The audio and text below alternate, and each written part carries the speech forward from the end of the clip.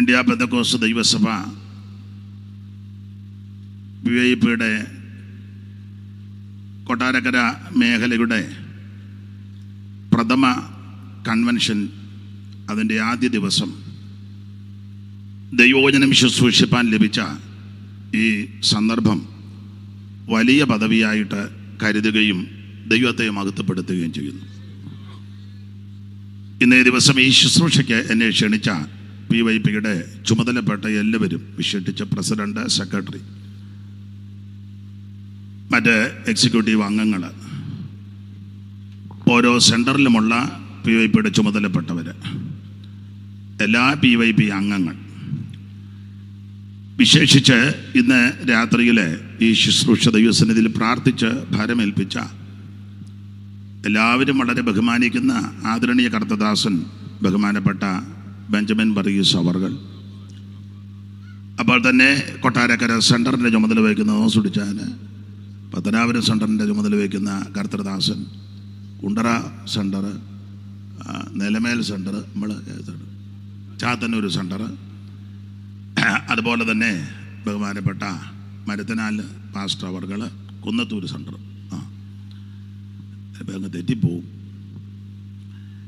അതുപോലെ തന്നെ ഈ സദസ്സിലിരിക്കുന്ന എൻ്റെ സഹപടന്മാരായ ബഹുമാന്യരായ കർത്തദാസന്മാർ, അവരുടെ കുടുംബങ്ങൾ, അനുഗ്രഹിക്കപ്പെട്ടതായ ഗായക സംഘം, മൈക്ക് ഓപ്പറേറ്റ് ചെയ്യുന്നവർ, വീഡിയോ പകർത്തിക്കൊണ്ടിരിക്കുന്നവർ, ഇരുന്നും നിന്നുമെല്ലാം ഇന്ന് രാത്രി ശുശ്രൂഷയ്ക്ക് സംബന്ധിക്കുന്നവർ,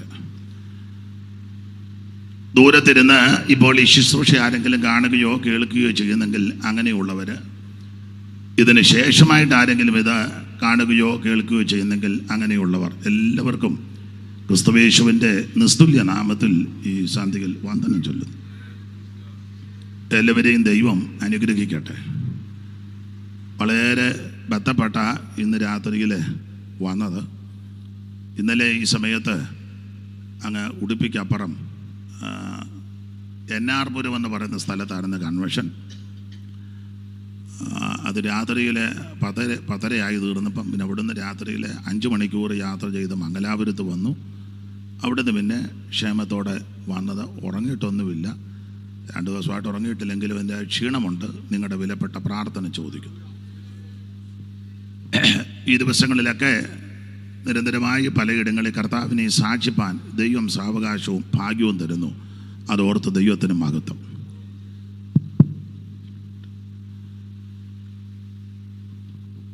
ഇത് ഇച്ചിരിയോടെ എനിക്കൊന്ന് അത് കഴിഞ്ഞ് അവർക്ക് കൊടുക്കാൻ നേരത്തെ ഞാൻ തിരിപ്പിക്കാം. ഈ രാത്രി എല്ലാ പ്രിയപ്പെട്ടവരെയും ദൈവം അനുഗ്രഹിക്കട്ടെ. ദൈവ വചനത്തിൽ നിന്ന് ഇന്ന് രാത്രി വളരെ ലളിതമായി ചില കാര്യങ്ങൾ ചിന്തിക്കാൻ പോവാം. ഇവിടെ കൂടിയിരിക്കുന്നതിൽ എൻ്റെ കണക്കുകൂട്ടൽ ശരിയെങ്കിൽ സിംഹഭാഗവും ദൈവമക്കളാണ്. ഇവിടെ കൂടെ കൂടെ ആവർത്തിക്കുന്നത് പോലെ എല്ലാം പാരമ്പര്യക്കാരുമാണ്. അപ്പം അതുകൊണ്ട് ഇതെല്ലാം പഠിച്ച് നല്ല നിശ്ചയം പ്രാപിച്ചിരിക്കുക. അപ്പം അതുകൊണ്ട് സാധാരണ പൊതുയോഗങ്ങളിൽ സുവിശേഷത്തെപ്പറ്റി തന്ന കൃപയ്ക്കനുസരിച്ച് അടുക്കിടക്കായിട്ട് സംസാരിക്കുന്നത് സന്തോഷമാണ്. എന്നാൽ ഇന്ന് അതിനാവശ്യമുണ്ടോ എന്നൊരു ചിന്തയുണ്ട്. കാരണം എല്ലാം ദൈവമക്കളാണ്. എങ്കിലും നമുക്ക് ദൈവകൃപയെ ശരണപ്പെട്ട് ചില കാര്യങ്ങൾ വചനത്തിൽ നിന്ന് ചിന്തിക്കാം. അതിന് അടിസ്ഥാനമായിട്ട് ഏവർക്കും വളരെ പരിചിതമായ ഒരു വാക്യം വായിക്കണം. ഇവിടെ വാക്യം വായിക്കാൻ 1-2 പേരെ ചുമതലപ്പെടുത്തിയതിന് PYPക്കാരോട് അഭിനന്ദനം അറിയിക്കുന്നു. ഇപ്പോൾ അന്ന് ഞാൻ എവിടെ ചെന്നാലും ആരും വാക്യം വായിച്ച് തരികയല്ല. ദൈവം നിങ്ങളെ അനുഗ്രഹിക്കട്ടെ. ഈ രാത്രിയിലെ തിരുവചന ചിന്തയ്ക്ക് അടിസ്ഥാനമായിട്ട് ഞാനിങ്ങനെ ചിന്തിച്ചെന്തോ സംസാരിക്കണം ഇങ്ങോട്ട് യാത്ര ചെയ്തപ്പോഴും.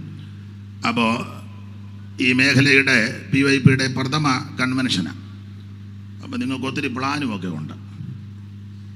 അത് ഒന്ന് പറയാനുള്ള അവസരം ഒരുക്കിയതാണ്, പക്ഷേ സമയം പോയതുകൊണ്ട് അല്ലയോ.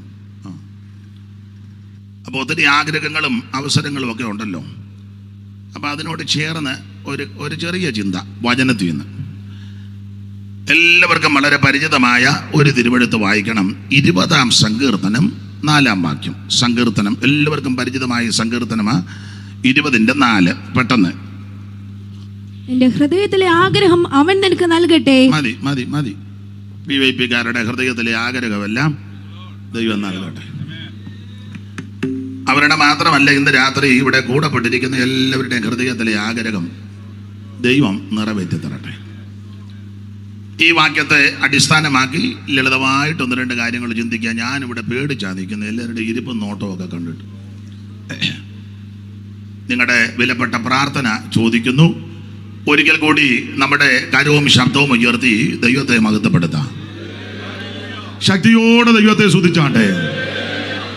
ഉൾപ്രവേശിപ്പിച്ചു നിൻ സൽപൂരത്തിലവരെ,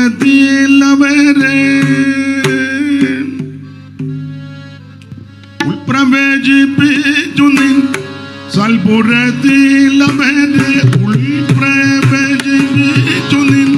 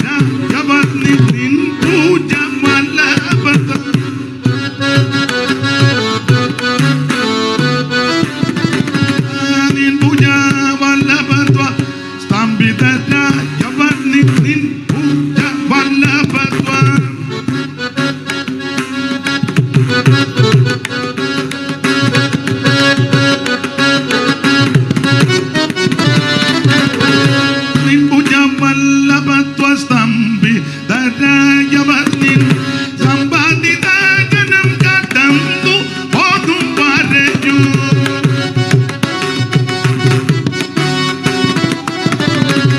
കമ്പനമില്ലാതുള്ള കല്ലുകൾ പോലെയവർ കമ്പനമില്ലാതുള്ള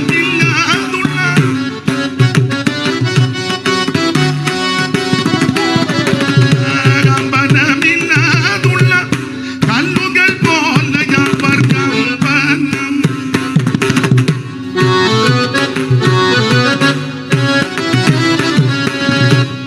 കമ്പനമില്ലാതുള്ള കല്ലുകൾ പോലെ അവർ കുമ്പി നീനാഥനെ നിന്നിന്റെ ഇടിയോ അവർ പാടും പരമന് പരിചോദന പറ്റുമു സദയം പാടും പരമന് പരിചോദന.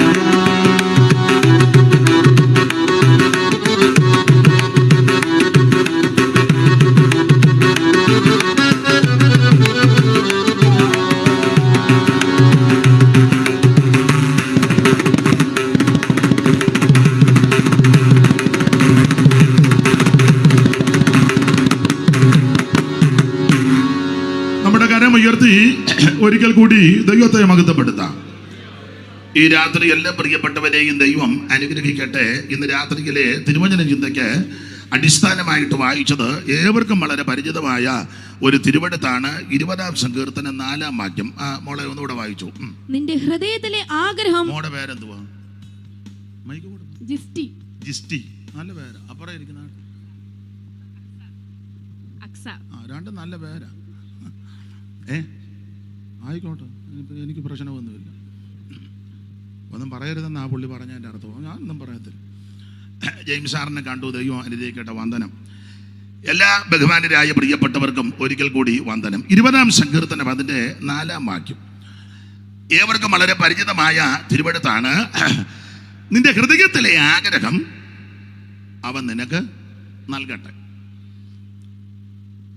ഇന്ന് രാത്രിയിൽ ഈ വാക്യത്തെ അടിസ്ഥാനമാക്കി വളരെ ലളിതമായിട്ട് ചില കാര്യം ചിന്തിക്കാം. ഇവിടെ ഇരിക്കുന്നവരെല്ലാം നല്ല വചനത്തിൽ തിട്ടവും തിറവുമുള്ളവരാ. നിങ്ങളെ ഓർത്ത് ദൈവത്തെ സ്തുതിക്കുന്നു. ബൈബിൾ സ്കൂളിലെ അധ്യാപകരുണ്ട്, തിയോളജിയിൽ പ്രാവീണ്യം നേടിയവരുണ്ട്. ഒരു വാക്യമെടുത്താൽ അത് നന്നായിട്ട് ഭാഗത്ത് കീറി പറയാൻ കഴിവുള്ളവരുണ്ട്. തന്നെയുമല്ല ആംഗലേയ ഭാഷ എടുത്ത് അമ്മാനമാടുന്നവരുണ്ട്. അപ്പം ദൈവം നിങ്ങളെ എല്ലാവരെയും അനുഗ്രഹിക്കട്ടെ. എന്തെങ്കിലും പോരായ്മ വന്നാൽ ക്ഷമിച്ച് ദൈവത്തിന് മഹത്വം. 20-ാം സങ്കീർത്തനം 4-ാം വാക്യം തൊടുകൈക്ക് 1-2 കാര്യം പറയാം. വേദപുസ്തകത്തിലെ വളരെ പ്രധാനപ്പെട്ട പുസ്തകമാണ് സങ്കീർത്തന പുസ്തകം. നമുക്കെല്ലാം അറിയാം. 150 സങ്കീർത്തനങ്ങൾ വളരെ പ്രയോജനമുള്ളതാണ്. ഞാനെപ്പോഴും പറയും, പുതിയ ഉപദേശക്കാരിപ്പം ഇറങ്ങിയിട്ടുണ്ട്. ഇപ്പോൾ അല്ല, നേരത്തെ ഉണ്ട്. അവർ പറഞ്ഞ സങ്കീർത്തനമൊന്നും വായിക്കരുത്. കൊട്ടാരക്കരയിൽ അതിൻ്റെ വ്യാപാരമുണ്ട്. സങ്കീർത്തനം വായിക്കരുത്, ഇത് പ്രസംഗിക്കരുത്, ഇത് ഇന്ന് സംസാരിക്കരുത്. ഒരുത്തൻ ചോദിച്ചു ഇതാരാ കുത്തിക്കെട്ടിയെന്ന്. വേറൊരാൾ ചോദിച്ചു അതങ്ങ് കീറിക്കളഞ്ഞേക്കാൻ. ഇതൊക്കെ അറിവില്ലായ്മ കൊണ്ട് പറയുന്നതാ. അതുങ്ങൾക്കൊക്കെ നല്ല ബുദ്ധി ഉണ്ടാകാൻ നമുക്ക് പ്രാർത്ഥിക്കാം, നഷ്ടപ്പെടാതിരിക്കട്ടെ. ഒരു കാര്യം പറയാം, വേറെ പുസ്തകത്തിൽ സങ്കീർത്തനത്തിന് വളരെ പ്രാധാന്യമുണ്ട്. 150 സങ്കീർത്തനം. നമ്മുടെ ഒരു കർത്തൃദാസൻ, ഞാനെപ്പോഴും പറയും, ഒരിക്കല് ഒരു സ്ഥലത്ത് ശുശ്രൂഷയ്ക്ക് എന്ന് പേര് പറഞ്ഞാൽ സ്ഥലം പറഞ്ഞാൽ നിങ്ങൾക്കറിയാം. ചിലപ്പോൾ ഇനിയും നിങ്ങളുടെ ബന്ധുക്കാർ വല്ലതും വന്ന് വെറുതെ എന്തിനാ ഒരു ആലോക്യം ഈ പ്രഥമ കൺവെൻഷൻ ഉണ്ടാക്കുന്നത്. അപ്പം അദ്ദേഹം അവിടെ ചെന്നപ്പോൾ ദൈവം അവിടുത്തെ മെയിൻ ആള് ഇദ്ദേഹത്തോട് ചോദിച്ചു, ഇന്ന് എന്തുവാ പ്രസംഗിക്കുന്നേ? അപ്പം അദ്ദേഹം പറഞ്ഞു ദൈവവചനത്തിൽ നിന്ന്. അത് മനസ്സിലായി. എന്നാൽ ഏത് ഭാഗമാണ്? അപ്പം അദ്ദേഹം പറഞ്ഞു സങ്കീർത്തനത്തിൽ നിന്നാണ് ഇന്ന് പറയുന്നു. ചോദിച്ചയാള് കാശുമൊക്കെ ഉള്ള ആളാ, ഇച്ചിരി പുത്തനും പിടിയും ഒക്കെ ഉള്ള ആളാ, പേര് പറയുന്നില്ല. അപ്പം അദ്ദേഹം പറഞ്ഞു സങ്കീർത്തനത്തിൽ നിന്ന് ഇവിടെ പറയണ്ട. അപ്പോൾ ചെന്ന പുള്ളി ചോദിച്ചു അതെന്താ? ഓ, അത് ദാവീദിൻ്റെ കാര്യമാണ്. ദാവീദ് ഇല്ല പാവമെല്ലാം ചെയ്ത് വെച്ച ദാവീദിൻ്റെ പേര് ഒന്നും ഇവിടെ പറയണ്ട. അപ്പോൾ ഇദ്ദേഹം ചോദിച്ചു, ആട്ടെ അച്ഛാ, പിന്നെ എന്തുവാ ഇവിടെ പറയണ്ടേ? ഇവിടെ സുവിശേഷം പറഞ്ഞാൽ മതി. ഇവിടെ സുവിശേഷം ന്യായമാ. ഇവിടെ സുവിശേഷം പറഞ്ഞാൽ മതി. പുള്ളി വിട്ടില്ല. പുള്ളി ചോദിച്ചു, ആട്ടച്ചാ സുവിശേഷം പറയാം. സുവിശേഷം എന്നാൽ എന്ത്? മരിച്ചടക്കപ്പെട്ട് ഉയർത്തെഴുന്നേറ്റ ദാവീദിന്റെ സന്തതിയെ. അപ്പൊ ദാവീദിനെ പറയാതെ നോക്കൂ. അച്ഛന്നല്ലേ മോളെ പേര്? ജിസ്റ്റി. ഓർമ്മ വരികയല്ല. വായിച്ചേ മോളെ. തിമോത്തിയോസിന്റെ 2-ാം ലേഖനം 2:8. ഇവിടെ പ്രസിഡന്റ് കാണാതെ പറഞ്ഞു, എന്നാലും മോളൊന്ന് വായിച്ചു. ഇങ്ങനെയുള്ള പ്രസിഡന്റുമാരെ വേണം. ചില പ്രസിഡന്റിനോട് ചോദിച്ചാൽ ഒരു എക്കും ബുക്കും അറിയാമേ. എത്ര പുസ്തകക്രമം ഉണ്ടെന്ന് ഇനി ഞാൻ ചോദിക്കത്തില്ല, പേടിക്കൊന്നും വേണ്ട. പുള്ളി മറച്ചിരിക്കുക. ഇയാള് നമുക്കിട്ട് ഇനിയും. മോള് വായിച്ചേ. ദാവീദിന്റെ സന്തതിയായി ജനിച്ച് മരിച്ച് ഉയർത്തെഴുന്നേറ്റിരിക്കുന്ന യേശുക്രിസ്തുവിനെ ഓർത്തുകൊള്ളുക. അതാകുന്നു എന്റെ സുവിശേഷം. അപ്പൊ പിന്നെ ദാവീദിന്റെ പേര് പറയണ്ടേ? പേര് പറഞ്ഞു നോക്കുള്ളൂ. എന്താ ഈ പൊട്ടങ്കണാപ്പന്മാര് പറയാ ദാവീദിന്റെ പേരൊന്നും പറയരുത്, മിണ്ടരുതെന്ന്. പട്ട എല്ലാത്തിനും അല്ല. നിങ്ങൾ ചിന്തിച്ചേ, പുതിയ നിയമം തുടങ്ങുന്നത് ദാവീദിന്റെ പേര് പറഞ്ഞല്ലേ? വായിച്ചേ മോളെ. ക്രിസ്ത്യല്ലേ പേരങ്ങ്? ജിസ്റ്റി. ഓർമ്മ വരുന്നില്ല. വായിച്ചേ. മത്തായി 1:1. അബ്രഹാമിന്റെ പുത്രനായ ദാവീദിന്റെ പുത്രനായ. പുതിയ നിയമം തുടങ്ങുന്നത് പാസ്റ്റല്ലേ? പാസ്റ്റർ ആകും. അങ്ങനെയൊക്കെ എല്ലാവരും പാസ്റ്റർമാരായത്. അപ്പോൾ പുതിയ നിയമം തുടങ്ങുന്നത് ദാവീദിന്റെ പേര് പറഞ്ഞ അബ്രഹാമിന്റെ പുത്രനായി ദാവീദിന്റെ. അല്ല മോളെ, ഇത് പുതിയ നിയമം തീരുന്നതും ദാവീദിന്റെ പേര് പറഞ്ഞ. വായിച്ചോ. വെളിപ്പാട് 22:16. യേശു എന്ന ഞാൻ സഭകൾക്ക് വേണ്ടി നിങ്ങളോട് ഇത് സാക്ഷീകരിപ്പാൻ എന്റെ ദൂതനെ അയച്ചു. ഞാൻ ദാവീദിന്റെ പേരും. അപ്പൊ തുടങ്ങുന്നതും ദാവീദിന്റെ പേര് പറഞ്ഞ, ഇത് അവസാനിപ്പിക്കുന്നതും. ഇനി ആസന്ന ഭാവികൾ നമ്മുടെ കർത്താവ് ഇരുന്ന് ഭരിക്കുന്നത് ദാവീദിന്റെ സിംഹാസനത്തില്ല. അതൊക്കെ നന്നായിട്ട് പ്രസംഗിക്കുകയും പഠിപ്പിക്കുകയും ചെയ്യുന്നവരുണ്ട്. മാത്രമാണോ, ഞാൻ ഈ വേദപുസ്തകം മുഴുവൻ വായിച്ചപ്പം ഈ ദാവീദിന്റെ പേര് വേദപുസ്തകത്തിൽ 1040 പ്രാവശ്യം എഴുതിയിട്ടുണ്ട്. ഒള്ളുകാല പിന്നെ ഇത്ര എടുത്തെടുത്തു. നമ്മുടെ പേര് ഉള്ളിൽ എഴുതിയിട്ടുണ്ട്. ഇവിടെ പേര് ഇതിനകത്തില്ല, വേറെ പലതെടുത്തുണ്ട്. അപ്പോൾ ദാവീദ് എന്ന ആ വ്യക്തിയുടെ പേര് വേറെ പുസ്തകത്തിൽ ഏതാണ്ട് 1040, അതിൽ കൂടുതലാണ്. ഞാൻ എണ്ണിയിട്ട് 40 കിട്ടി, 140 കിട്ടിയുള്ളൂ. ചെറിയൊന്നും എണ്ണിക്കോ നീ കിട്ടും. അത് കൂടുതലുണ്ട്. ഇല്ല ചോദിച്ചാൽ കാണുമെന്ന് ഉണ്ടെന്ന്. അപ്പൊ ശ്രദ്ധിക്കുക, 1040 കൂടുതൽ പ്രാവശ്യം ഈ പേരുണ്ട് ദാവീദിന്റെ പേര്. അത് പുതിയ നിയമത്തിൽ ഏതാണ്ട് 127 പ്രാവശ്യമുണ്ട്. 127. മത്തായി സുവിശേഷത്തിൽ 17, ലൂക്കോസിൽ 14. അങ്ങനെ കൊണ്ട് നിങ്ങൾ പഠിച്ചേ. ദാവീദിന്റെ പേരുകൾ പലയിടത്തുമുണ്ട്. മാത്രമല്ല, നമ്മുടെ കർത്താവാകുന്ന ക്രിസ്തുയേശു ജനിച്ചതും ദാവീദിന്റെ കുടുംബത്തിൽ നിന്നാണ്. വായിച്ചോ മോളെ. യെശയ്യാവ് 11:1. ഇതെല്ലാം അറിവുള്ള വാക്യമാണ്, എങ്കിലും ഒന്ന് വായിച്ചു വിടുന്നത് നല്ലതാണ്. കാരണം അയാൾ വായി വരുന്നതെല്ലാം പറയുമെന്നാ എന്നെ പറ്റി പറയുന്നത്. അപ്പൊ അതുകൊണ്ടാണ് വായിപ്പിക്കുന്നത്. എന്നാൽ ഇശായിയുടെ കുറ്റിയിൽ നിന്ന്, ഇശായിയുടെ കുറ്റി നമുക്കറിയാം. ഇശായി ആരാന്ന്? വായിച്ച മോളെ. രൂത്തിന്റെ പുസ്തകം 4:18 മുതൽ വായിച്ചു. ഇന്ന് 2 പേരും വാക്യം വായിച്ചു. ഊപ്പാട് വരും. പെട്ടെന്ന് വായിച്ചു. രൂത്തിന്റെ പുസ്തകം 4-ാം അധ്യായത്തിന്റെ 18 മുതൽ ആ ചെറിയ കണ്ണിക, അത് ലാസ്റ്റ് തീരുന്ന കണ്ണിക. പേരേസിന്റെ വായിച്ചു. പേരസിന്റെ വംശപാരമ്പര്യമാവിത്. പേരസ് ആരാന്ന് നമുക്കറിയാം. അബ്രഹാമിന്റെ മകനായ, ഇസഹാക്കിന്റെ മകനായ, യാക്കോബിന്റെ മകനാകുന്ന യഹൂദയ്ക്ക് താമാർ ജനിച്ച ആ പിള്ളേരിൽ ഒരുത്തനാ പേരേസ്. ആ പേരേസിന്റെ വായിച്ചു. പേരസ് ഹെസ്രോനെ ജനിപ്പിച്ചു. ഹെസ്രോൻ രാമിനെ ജനിപ്പിച്ചു. അരഹാം അമീനാദാബിനെ ജനിപ്പിച്ചു. അമീനാദാബ് നഗശോനെ ജനിപ്പിച്ചു. നഗശോൻ ശൽമോനെ ജനിപ്പിച്ചു. ശൽമോൻ ബോബസിനെ ജനിപ്പിച്ചു. ബോബസ് ഓബേദിനെ ജനിപ്പിച്ചു. ഓബേദ് ഇശായിയെ ജനിപ്പിച്ചു. ഇശായി ദാവീദിനെ ജനിപ്പിച്ചു. വേദപുസ്തകത്തിലെ പ്രമാണമാണ്.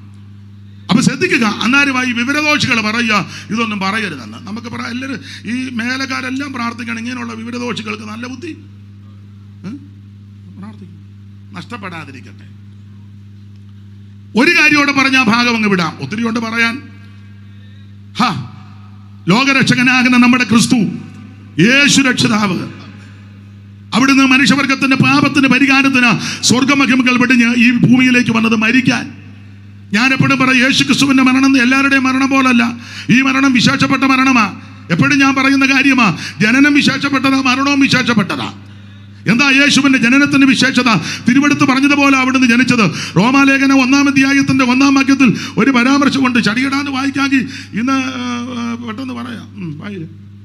ദൈവം തന്റെ പുത്രനും നമ്മുടെ കർത്താവുമായ യേശുക്രിസ്തുവിനെ കുറിച്ച് ദൈവം തന്റെ പുത്രനും നമ്മുടെ കർത്താവുമാകുന്ന യേശുക്രിസ്തുവിനെ കുറിച്ച് വിശുദ്ധ രേഖകളിൽ തന്റെ പ്രവാചകന്മാർ മുഖാന്തിരം മുൻകൂട്ടി വാഗ്ദത്തം ചെയ്ത ഒരു സുപ്രഭാതത്തിൽ യേശു മേളിൽ നിന്ന് പൊട്ടി വീണതല്ല.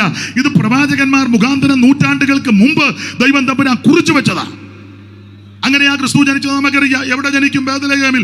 എങ്ങനെ ജനിക്കും? 7:14 ശിയാവ്. ആ ജനിക്കുന്ന ശിശുവിന്റെ വിശേഷത 9:6.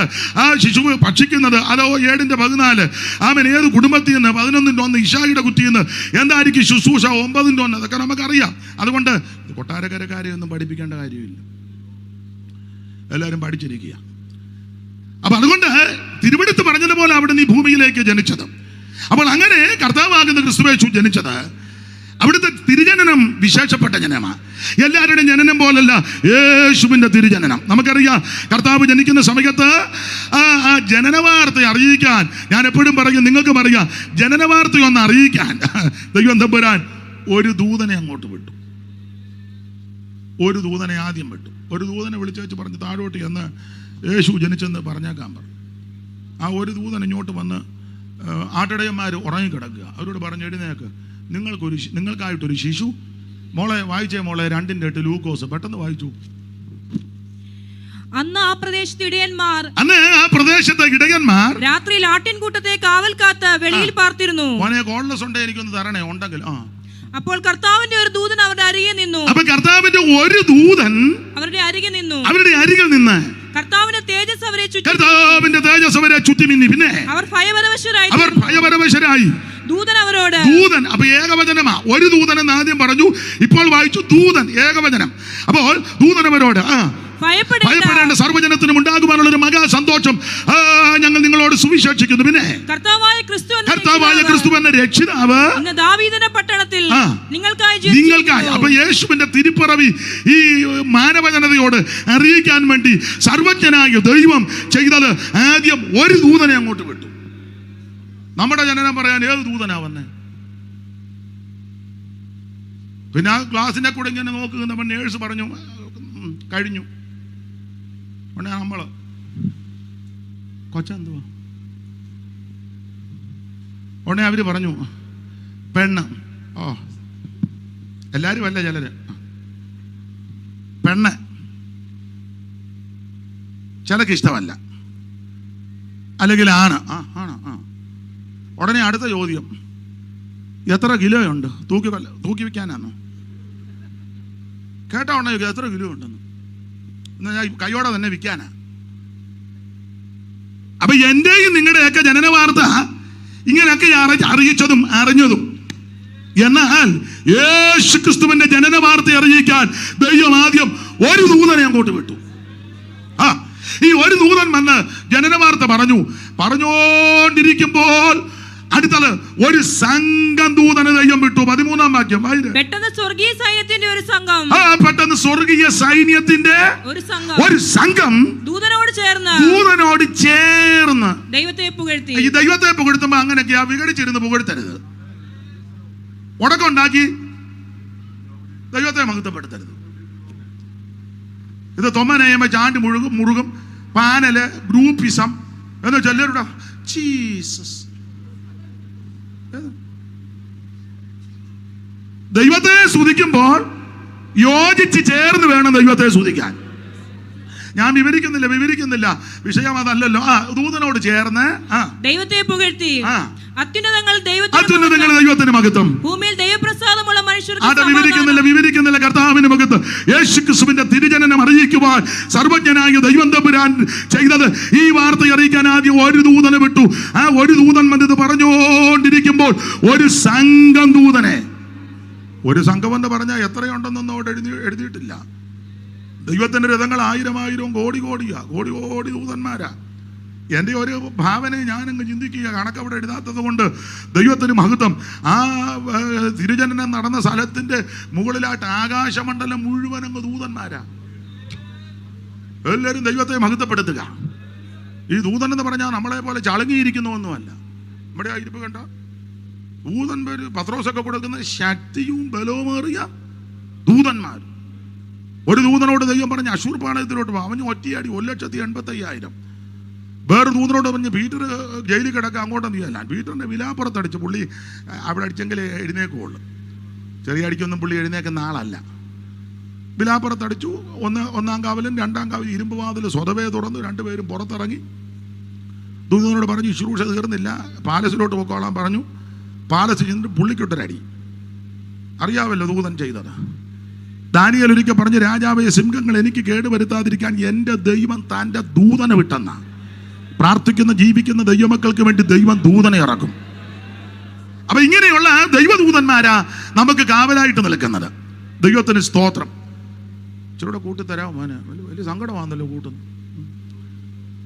അപ്പൊ ശ്രദ്ധിക്കുക, തൊണ്ടയെല്ലാം പോയി കിടക്കുക. അതുകൊണ്ടാണ്. അപ്പോൾ ഒരു സംഘം ദൂതനെ ദൈവം അയച്ചു. യേശുക്രിസ്തുവിന്റെ തിരുജനനം നമ്മുടെയൊക്കെ അല്ല മറ്റുള്ള മഹാന്മാരുടെ ജനനം പോലല്ല. അവിടുത്തെ ജനനം വിശേഷപ്പെട്ട ജനനമാണ്. മാത്രമാണോ ഞാൻ എപ്പോഴും പറയും, നിങ്ങൾക്ക് പറയാ, അവിടുത്തെ തിരുമരണവും വിശേഷപ്പെട്ട മരണമാണ്. എന്താ യേശുവിന്റെ മരണത്തിന്റെ വിശേഷത? ഞാൻ എപ്പോഴും പറയും, നിങ്ങൾക്ക് പറയാ, ഒന്ന്, അവിടുന്ന് മരിക്കാനാണ് ഇങ്ങോട്ട് വന്നത്. ഭാഗ്യങ്ങൾ എടുപ്പിക്കുന്നില്ല, മരിക്കാനാ വന്നേ.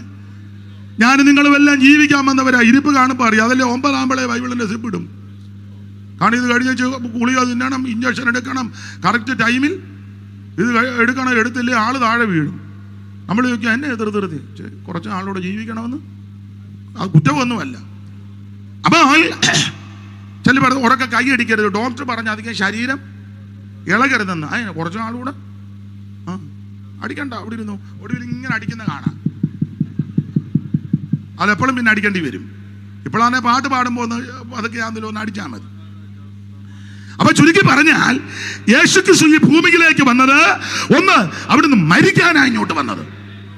വാക്യങ്ങൾ എടുപ്പിക്കുന്നില്ല. 2, അവിടുന്ന് മരിക്കുമെന്ന് കൂടെ പറയുമായിരുന്നു.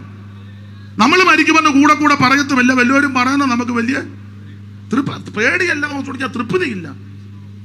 അച്ഛാ ഞാൻ മരിക്കും, തനിക്ക് വേറെ ഒന്നും പറയാൻ കണ്ടില്ലല്ലേ? എല്ലാവർക്കും ഇഷ്ടമല്ല. രാവിലെ എഴുന്നേൽക്കുമ്പോൾ ഭാര്യ ഭർത്താവിനോട് പറയാ, ജോർജ് കുടിച്ചാ ഞാൻ മിക്കവാറും ഇന്ന് തീരും, നിനക്ക് ആവശ്യമില്ല, യേശുവിൻ്റെ നാമത്തിൽ ഉണ്ടോ? അല്ലെ അച്ചായൻ പറയാ, മോളി ഞാൻ ഇന്ന് മിക്കവാറും പോവുക. നിങ്ങൾ ഈ ആവശ്യമില്ലാത്ത വർത്താനം. രാവിലെ പ്രാർത്ഥിച്ചങ്ങോട്ട് എഴുന്നേറ്റില്ല, ഉടനെ വായിന്ന് വരുന്നത്. അപ്പം ആരോഗ്യമൊക്കെ ഉണ്ടെങ്കിലും കുറച്ച് നാളുകൂടി ഇരിക്കുന്നതാ. ഓ,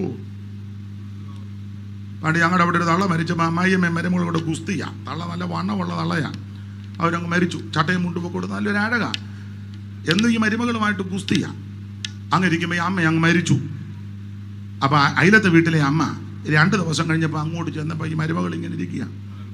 ഇച്ചിരി കൊത്തയുണ്ട് നാഗന്. ഞങ്ങളുടെ ഇവിടെ കൊത്ത എന്നാ പറയുന്നത്, ഇവിടെ എന്നാന്ന് അറിയത്തില്ല. അപ്പം കണ്ടുടനെ പറഞ്ഞു, എൻ്റെ കൊത്തു വന്നേ, കൊച്ചുപെണ്ണെന്നാ അവരുടെ പേര്. അതിനാ കൊത്തു വന്നേ. എന്താ കൊത്തു വന്നേ? വതക്കും പിടുത്തവും വഴക്കും പിടുത്തമൊക്കെ. അതാ വതക്കും പിടുത്തമൊക്കെ ഉണ്ടായിരുന്നതും ഈ തിണ്ണയിലിരിക്കുന്നത് ഇത് പൊലിമയായിരുന്നു എന്ന് പറഞ്ഞാൽ, ഞങ്ങൾ വഴക്കും പിടുത്തമൊക്കെ ഉണ്ടെങ്കിൽ ഈ തിണ്ണയിലിരിക്കുന്നത് ഒരു പൊലിമയായിരുന്നെന്ന് എന്ന് പറഞ്ഞതുപോലെ എല്ലാവരും കുറച്ച് നാളുകൂടെ ജീവിച്ചിരിക്കാനാണ് ഇഷ്ടപ്പെടുന്നത്. മരിക്കുന്നെന്ന് പറയുന്നതും പറയിപ്പിക്കുന്നതും ഒന്നും ഇഷ്ടമല്ല. എന്നാൽ യേശുക്രിസ്തുവിന്റെ മരണത്തിന്റെ വിശേഷത, ഒന്ന്, അവിടുന്ന് മരിക്കാൻ ഇങ്ങോട്ട് വന്നു. 2, അവിടുന്ന് കൂടെ പറഞ്ഞുകൊണ്ടിരുന്നു മരിക്കും. അന്ന് മുതൽ യേശു മരിക്കുമെന്ന് സംസാരിച്ചല്ലെങ്കിൽ പറഞ്ഞു തുടങ്ങി.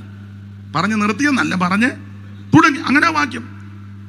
അപ്പൊ കൂടെ അവിടുന്ന് പറയുമായിരുന്നു മരിക്കും. 3, അവിടുത്തെ മരണത്തിന്റെ വിശേഷത. എങ്ങനെയാണ് മരിക്കുന്നതെന്നും യേശു കൂടെ പറഞ്ഞു. ഇങ്ങനെ പറഞ്ഞ ഏത് നേതാവുണ്ട്? യേശു പറഞ്ഞു ഇങ്ങനെ മരിക്കുന്നത്. മനുഷ്യപുത്രൻ മരിക്കും. എങ്ങനെ? അടിക്കും, ഉപദ്രവിക്കും, തുപ്പും, തല്ലും. ഈ വിധത്തിൽ പീഡകൾ അനുഭവിച്ചായിരിക്കും മനുഷ്യപുത്രൻ മരിക്കുന്നത്. ഇങ്ങനെ പറഞ്ഞ ഒരു നേതാവും ഇല്ല. ഒന്ന് മരിക്കാൻ വന്നു, അതിനാ വന്നത്. 2, ജീവനെ കൊടുപ്പാൻ വന്നത് യേശു പറയുന്നില്ല. 2, ഈ കൂടെ മരിക്കുമെന്ന് പറഞ്ഞുകൊണ്ടിരുന്നു. 3, എങ്ങനെ മരിക്കുമെന്ന് യേശു പറഞ്ഞു. 4,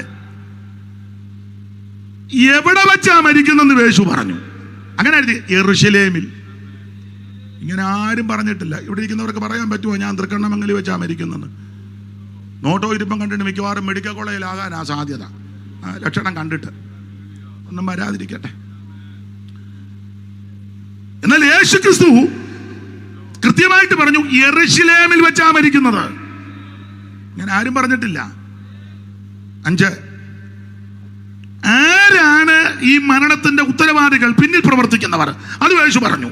ശാസ്ത്രിമാരും പരീശന്മാരും മഹാപുരോഹിതന്മാരും. എന്ത് ക്ലിയർ ആയിട്ടാ യേശു പറഞ്ഞേ. മരിക്കാനായിട്ട് വന്നു, മരിക്കുമെന്ന് കൂടെ കൂടെ പറഞ്ഞു, എങ്ങനെ മരിക്കുമെന്ന് പറഞ്ഞു, എവിടെ വെച്ച് മരിക്കുമെന്ന് പറഞ്ഞു, ആരാണ് ഈ മരണത്തിന്റെ പിമ്പിലെന്ന് യേശു പറഞ്ഞു. 6 നിങ്ങൾ വേദപുസ്തകം പഠിച്ച് എന്നേക്കാൾ അറിവുള്ളവരാ. ഈ മരിക്കുമെന്ന് പറഞ്ഞെടുത്തെല്ലാം യേശു ഫുൾ സ്റ്റോപ്പ് ഇടാതെ ചേർത്തൊരു കാര്യം പറഞ്ഞു, ഉയർക്കും. മരിക്കുമെന്ന് പറഞ്ഞെടുത്തെല്ലാം മരിക്കുമെന്ന് പറഞ്ഞ് നിർത്തിയിട്ടില്ല. അവിടുന്ന് ചേർത്ത് പറഞ്ഞു, അവൻ ഉയർക്കും. 7 ഒരു നല്ല കണക്കല്ലയോ തോമസ് കുടിച്ച? അന്ന് അവിടെ വന്നപ്പോൾ സംസാരിച്ചപ്പോൾ 7 അല്ലായിരുന്നോ സംസാരിച്ച്? 7 പൂർണ്ണത. അതുകൊണ്ട് 7 കാര്യം.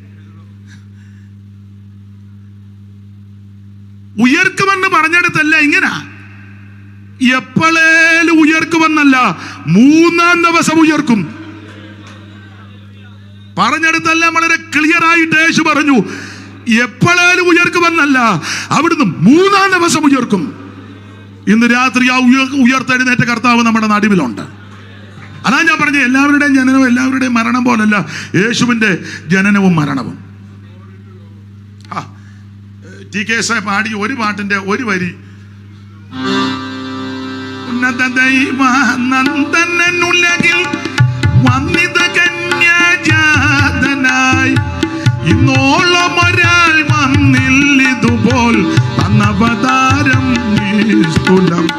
ഭൂതലനാഥൻ തന്നുടെ മരണം കാണുക ദുർഭഗമായ, ഊരി ഭയം പൂണ്ടിളകുകയോ ഈ പ്രകൃതികളകിലമിതൽപുതം. ഈ ഭയം പൂണ്ടിളകുകയോ ഈ പ്രകൃതികളകിലമിതൽപുതം.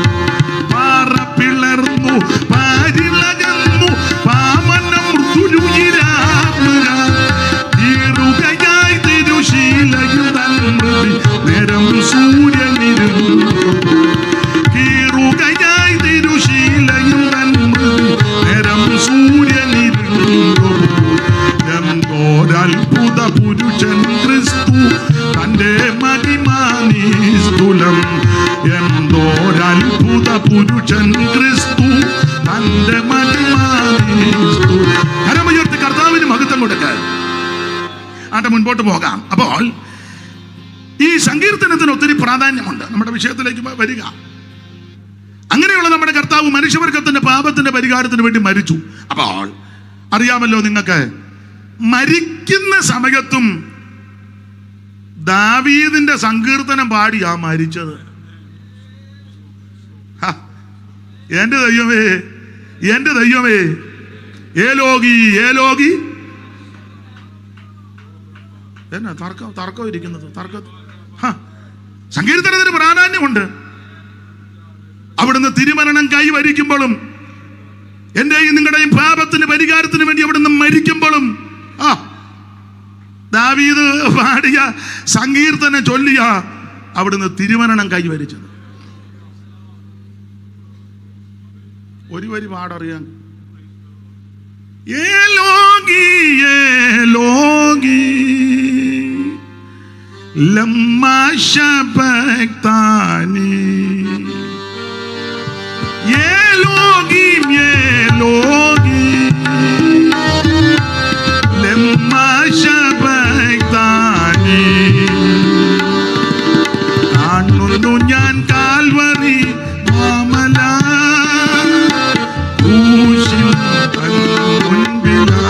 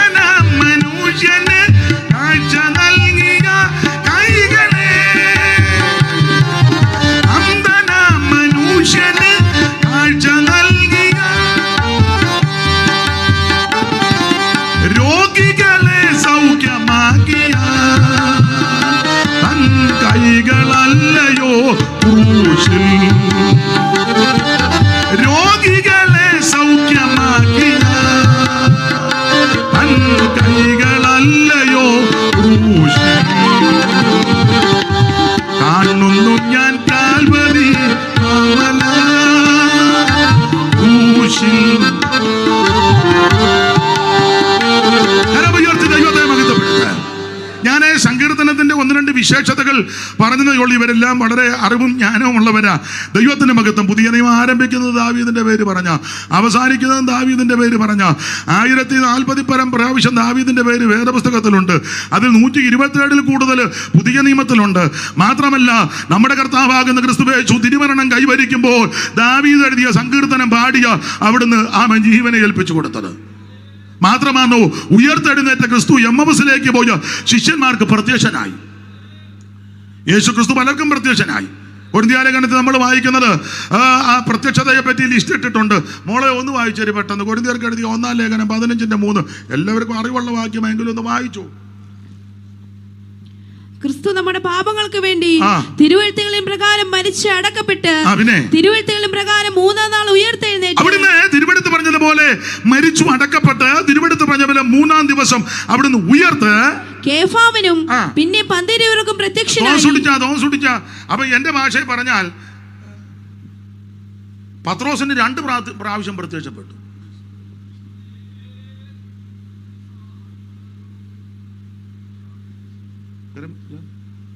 ഇല്ലേ?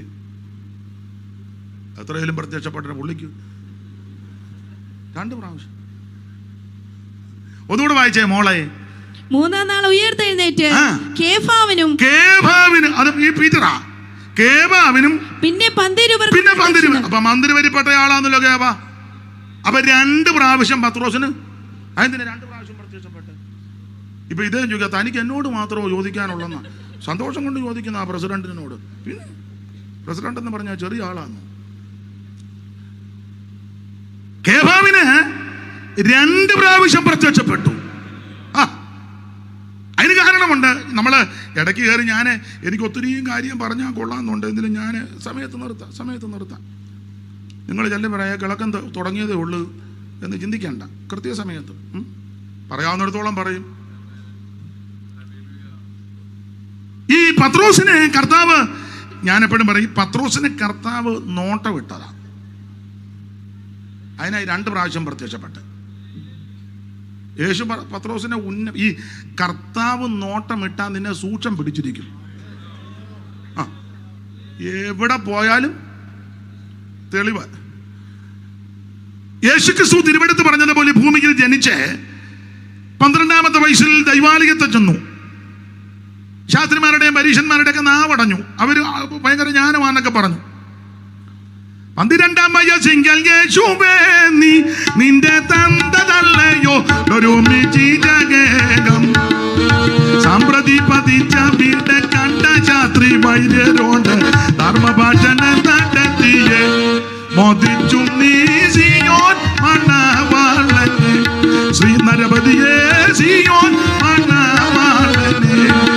അപ്പോൾ ഈ 12-ാമത്തെ വയസ്സിൽ അവിടുന്ന് ദൈവാലയത്തിൽ ചെന്ന് ആ ശുശ്രൂഷകളൊക്കെ ചെയ്ത് പിന്നെ അമ്മയപ്പന്മാർക്ക് കീഴടങ്ങി ഇന്ത്യയിലും കാശ്മീരിലും ലഡാക്കിലും വന്ന് വേച്ചു വന്നില്ല.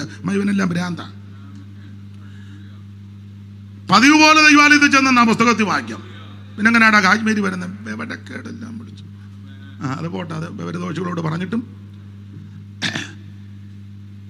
അപ്പോൾ ചുരുക്കി പറഞ്ഞാൽ അതിനുശേഷം അവിടുന്ന് 30-ാമത്തെ വയസ്സിൽ സ്നാനപ്പെട്ടു. യേശു 30-ാം വയസ്സിൽ സ്നാനപ്പെട്ടു. പരിശുദ്ധാത്മാവ് പ്രാവെന്ന പോലെ വന്നു. ആ ഭാഗമൊക്കെ നിങ്ങൾക്കറിയാം. അവിടുന്ന് ശുശ്രൂഷ ആരംഭിക്കുക. ആ ശുശ്രൂഷ ആരംഭിക്കുമ്പോൾ യേശു ഇങ്ങനെ സ്നാനമെല്ലാം കഴിഞ്ഞ് വരുമ്പോൾ യോഹന്നാൻ സ്നാപകൻ തൻ്റെ ശിഷ്യന്മാരോട് 2 പേരോട് കൂടെ നിന്നപ്പോൾ കടന്നു പോകുന്ന യേശുവിനെ ചൂണ്ടിക്കാണിച്ചേച്ച് യോഹന്നാൻ സ്നാപകൻ ശിഷ്യന്മാരോട് പറഞ്ഞു, ലോകത്തിന്റെ പാപത്തെ ചുമക്കുന്ന ദൈവകുഞ്ഞാട് പോകുന്നു. മോളെ 29-35 യോഹന്നാന്റെ സുവിശേഷം 1-ാം അധ്യായത്തിന്റെ 29-35 പെട്ടെന്ന് വായിച്ചു. പിറ്റേന്നാൾ യേശു തന്റെ അടുക്കൽ വരുന്നത് അവൻ കണ്ടിട്ട്, ഇതാ ലോകത്തിന്റെ പാപം ചുമക്കുന്ന ദൈവത്തിന്റെ കുഞ്ഞാട്. അപ്പൊ ശ്രദ്ധിച്ചേ, ഈ കാര്യം യോഹന്നാൻ സ്നാപകൻ മറയൊന്നും വെക്കാതെ പറഞ്ഞു. തന്റെ കൂടെ ഉള്ളവർ പോകുമെന്നൊന്നും പുള്ളിക്ക് വിഷയമല്ല. നമ്മളായിരുന്നു സത്യം അറിഞ്ഞാലും മിണ്ടുകയില്ല. കാരണം നിങ്ങൾ പോകുമെന്ന് ഓർത്തു പൊത്തി ഇരുത്തും. യോഹന്നാൻ പറഞ്ഞതാ ലോകത്തിന്റെ പാപം ചുമക്കുന്ന ദൈവ കുഞ്ഞാട്. അപ്പൊ ഈ 2 ശിഷ്യന്മാർ യേശുവിന്റെ അടുക്ക വന്നു.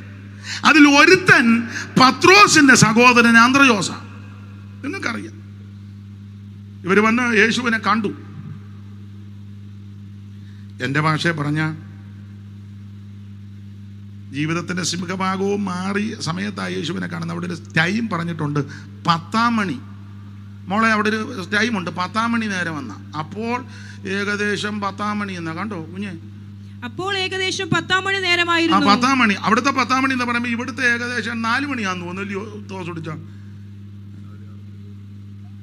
6 മണി നേരം മുതൽ 9 മണി നേരം വരെ ദേശത്തല്ല എന്ന് പറഞ്ഞാൽ 12 മുതൽ 3 മണി വരെ. അപ്പം 9, 3, 10 എന്ന് പറയുമ്പോൾ 4. അതാ എന്നെ ഇങ്ങനെ നോക്കുന്നു. അപ്പൊ ഏതാണ്ട് 4 മണി സമയമായി. ജീവിതത്തിന്റെ സായാഹ്നത്തോട് അടുക്കുക. ഇന്ന് രാത്രി ദൈവം നിനക്ക് നല്ല അവസരം തരിക കേട്ടോ. 10 മണി. ഈ അന്ത്രയോസും കൂടെയുള്ള ശിഷ്യനും വന്നിട്ട് അന്ത്രയോസ് യേശുവിനെ കണ്ടു. കണ്ട ഉടനെ പഞ്ചാബിന് പോയെന്നല്ല എഴുതിയേക്കുന്നത്. ഇന്നിപ്പോ പലരും യേശുവിനെ കണ്ട ഉടനെ നേരെ പഞ്ചാബിന് പോവുക, അല്ലെങ്കിൽ ഛത്തീസ്ഗഡിന്. കാരണം അവിടെ എല്ലാം പാപികൾ കിടന്ന്, അവിടെ പാപിയില്ലെന്നൊന്നുമല്ല പറഞ്ഞത്. ഒരുവനെ കൊട്ടാരക്കരന്ന് യേശുവിനെ കണ്ട ഉടനെ ആന്ധ്രയ്ക്കാ പോകുന്നത്. ആന്ധ്രയ്ക്ക് പോകുന്നതിന് ഞാൻ എതിരല്ല, പക്ഷെ അന്ത്രയോസിൽ നിന്ന് പഠിക്കേണ്ട പാഠം, പുള്ളി വേറെ സ്ഥലത്തോട്ടൊന്നും പോയില്ല. അടുത്ത വാക്യം വായിച്ചേ മോളെ. അവൻ തന്റെ സഹോദരനായ ശീമോനെ ആദ്യം കണ്ടവനോട്. അതാ ചെയ്യേണ്ടത്. യേശുവിനെ കണ്ട ഉടനെ വീട്ടിൽ ചെന്ന് PYP അംഗങ്ങളോട്, മേഖലാംഗങ്ങളോട് പറയാ, യേശുവിനെ കണ്ടവൻ അവൻ ഛത്തീസ്ഗഡിനും പഞ്ചാബിനും ലഡാക്കിനും അല്ല, അത് പൊക്കോ. ആദ്യം പോകേണ്ടത് നിന്റെ സഹോദരൻ്റെ ഒക്കെ ചെല്ലണം. എങ്ങനെ പോകാനാ സഹോദരൻ്റെ? അവനുമായിട്ട് അതിരുതർക്കമായിട്ട് 5 കൊല്ലം കഴിഞ്ഞു. കേസ് ഇപ്പോഴും കിടക്കുക. നീ അങ്ങോട്ട് തമ്പിയുടെ ഹൃദയമായിട്ട് അവനെ കപ്പ ഇളക്കുന്ന തുടുപ്പിന് അവനും പെമ്പളെ നിന്നെ. അപ്പൊ അടികൊള്ളാതിരിക്കാനായിരിക്കും ചിലപ്പോൾ ആന്ധ്രയ്ക്കോ തോന്നിച്ചാൽ മനസ്സിലാകുന്നില്ലേ, പഞ്ചാബിലോട്ട് പറയാം. അത് തന്നെ അല്ല, എൻ്റെ കൂടെ നിൽക്കുന്നല്ലോ, വലിയ ഉപകാരം. എടാ, യേശുവിനെ കണ്ട ഉടനെ നീ നിന്റെ സഹോദരനോട് പറയണം. അന്ത്രയോസ് ഓടിച്ചെന്ന് സഹോദരനോട് പറഞ്ഞു, പീറ്ററിനോട്. ഇത് സഹോദരനോട് മിണ്ടുകയില്ല, സഹോദരിയോട് മിണ്ടുകയില്ല, അയലത്തുകാരോട് മിണ്ടുകയില്ല, സഭയിലും പലരോട് മിണ്ടുകയില്ല. എന്നിട്ട് ചുമ്മാ ഇവൻ സഭയെ വന്നേച്ച് മഴയത്ത് കാറിന്റെ വൈപ്പർ അടിക്കുമ്പോൾ എന്ന് ആടുക. എന്തിനാടാ വിഡ്ഢി? കാണുന്ന സഹോദരനെ സ്നേഹിക്കാത്ത നീ, ഞാനും അങ്ങനെ കാണാത്ത ദൈവത്തെ സ്നേഹിക്കുന്നത്. യേശുവിനെ കണ്ട ഉടനെ പത്രോസിന്റെ അടുക്കൽ ചെന്നു.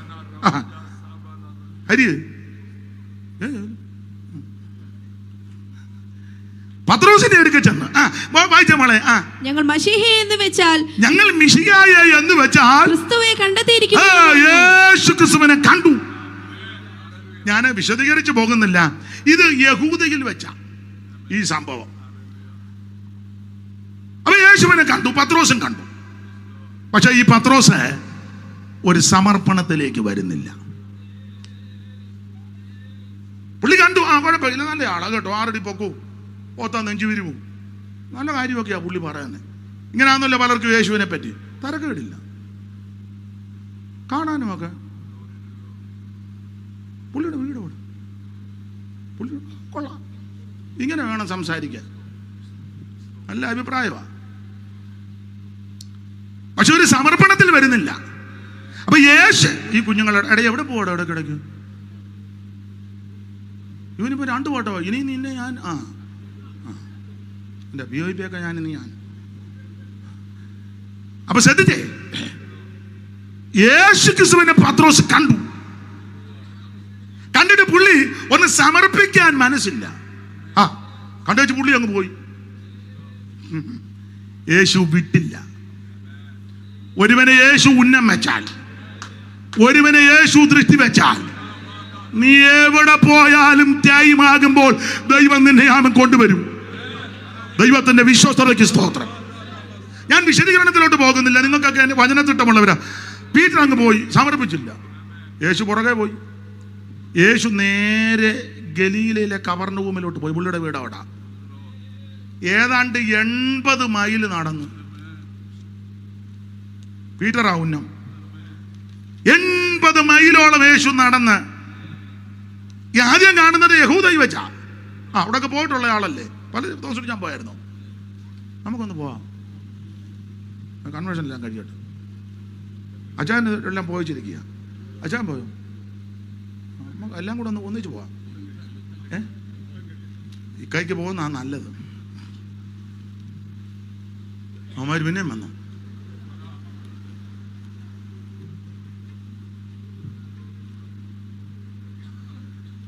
അപ്പൊ യേശു ക്രിസ്തു ഇവനെ വിട്ടില്ല. പത്രോസിന്റെ പുറകെ ഉന്നം പത്രോസാ.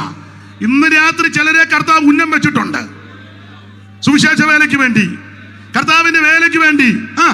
സ്തോത്രം. രക്ഷിക്കപ്പെടാൻ, സ്നാനപ്പെടാൻ, അഭിഷേകം പ്രാപിക്കാൻ, സത്യ ഉപദേശത്തിന് വേണ്ടി നിൽക്കുവാൻ ചിലരെ കർത്താവ് ഉന്നം വെച്ചിട്ടുണ്ടെന്ന്. യേശു വിട്ടില്ല, പുറകെ പോയി. ഏതാണ്ട് 80 മൈലോളം അവിടെ ചെന്നു. ഗലീലയിലെ കവർന്നഭൂമിൽ ചെന്നിട്ടേ യേശു അവിടുത്തെ പള്ളി കയറി. ശബത്തില് കർത്താവിന് അറിയാം, യഹൂദന്റെ പ്രമാണം ശബത്തിൽ ഒരു ജോലിക്കും പോവുകയല്ല, പള്ളി വരും. അപ്പൊ കർത്താവിനറിയാം, പീറ്റർ സൂക്ഷയുടെ പള്ളി വരും. നമ്മൾ പള്ളി വരുന്നത് 10 മണിക്ക് സഭായം തുടങ്ങും, 11:30 ആകുമ്പോൾ പമ്മി ചങ്ങാടം കൊണ്ടുവരുന്നത് പോലെ. എന്നുവെച്ചാൽ വന്നിച്ച് പമ്മി ഒരു നോട്ടമുണ്ട്, എൻ്റെ കസേര ആരേലും ഇരിപ്പുണ്ടോ, ഞാൻ ഇരിക്കുന്ന സീറ്റിൽ ഏതവനേലും ജീവനെ കൊതിയുള്ളവൻ ഇരിക്കത്തുമില്ല. ആ കസേര ചുമ്മാ കിടന്ന് ആടിയാൽ പോലും ഒരുത്തൻ. ഇപ്പം എല്ലാം കസേര പേരെഴുതിയിടുക, ഇല്ല വലിയ ഭൂകമ്പം ഉണ്ടാക്കും. പേര് അറിയത്തില്ല. എവിടാ?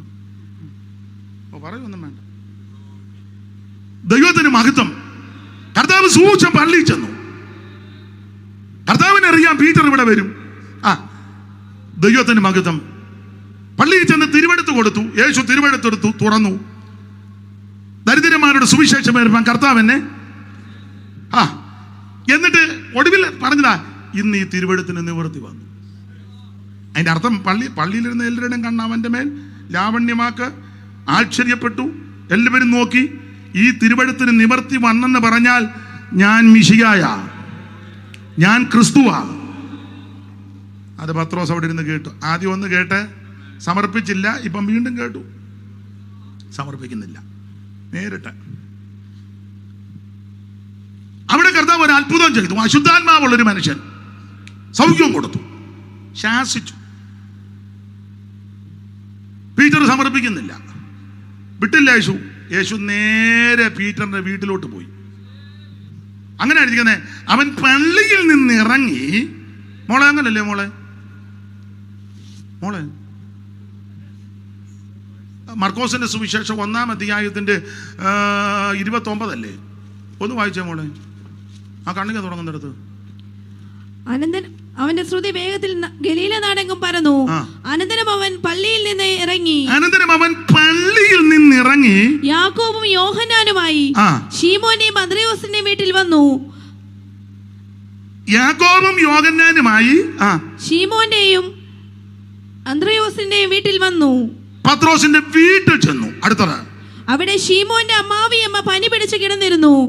അവർ അവളെ കുറിച്ച് അവനോട് പറഞ്ഞു. അപ്പോൾ അമ്മായിയമ്മയ്ക്ക് പനി. യേശു അവിടെ ചെന്നു, അവളെ പറ്റി പറഞ്ഞു. അടുത്ത വാക്യം, അവൻ അടുത്ത് ചെന്ന് അവളെ കൈക്ക് പിടിച്ച് എഴുന്നേൽപ്പിച്ചു. പനി അവളെ വിട്ടുമാറി. അവൾ അവരെ ശുശ്രൂഷിച്ചു. എന്നിട്ടും സമർപ്പിക്കുന്നില്ല. യഹൂദയിൽ വെച്ച് കണ്ടു, സമർപ്പിക്കുന്നില്ല. ശബത്തിൽ പള്ളിയിൽ ചെന്നു, അത്ഭുത ശുശ്രൂഷ ചെയ്തു, തിരുവെടുത്തും നിവർത്തി വന്നെന്നും പറഞ്ഞു, സമർപ്പിക്കുന്നില്ല. 3 വീട്ടിൽ ചെന്നു. യേശു ഒരുത്തനെ ഉന്നം വെച്ചാ വരുവേ. വീട്ടിൽ ചെന്നു, സമർപ്പിക്കുന്നില്ല. അപ്പൊ കർത്താവ് അടുത്ത പദ്ധതി കിട്ടു. ഇനി ലൂക്കോസ് 5:1 വായിച്ചേ മോളെ. ഞാനത് പറഞ്ഞ ഭാഗം വിടാം. അവൻ ഗന്നേസരത്ത് തടാകത്തിന്റെ കരയിൽ നിൽക്കുമ്പോൾ പുരുഷാരം ദൈവവചനം കേൾക്കേണ്ടതിന് അവനെ തിക്കിക്കൊണ്ടിരിക്കെ രണ്ട് പടക് കരയ്ക്ക് അടുത്ത് നിൽക്കുന്നത് അവൻ കണ്ടു. അവയിൽ നിന്ന് മീൻപിടിക്കാർ ഇറങ്ങി വല കഴുകുകയായിരുന്നു.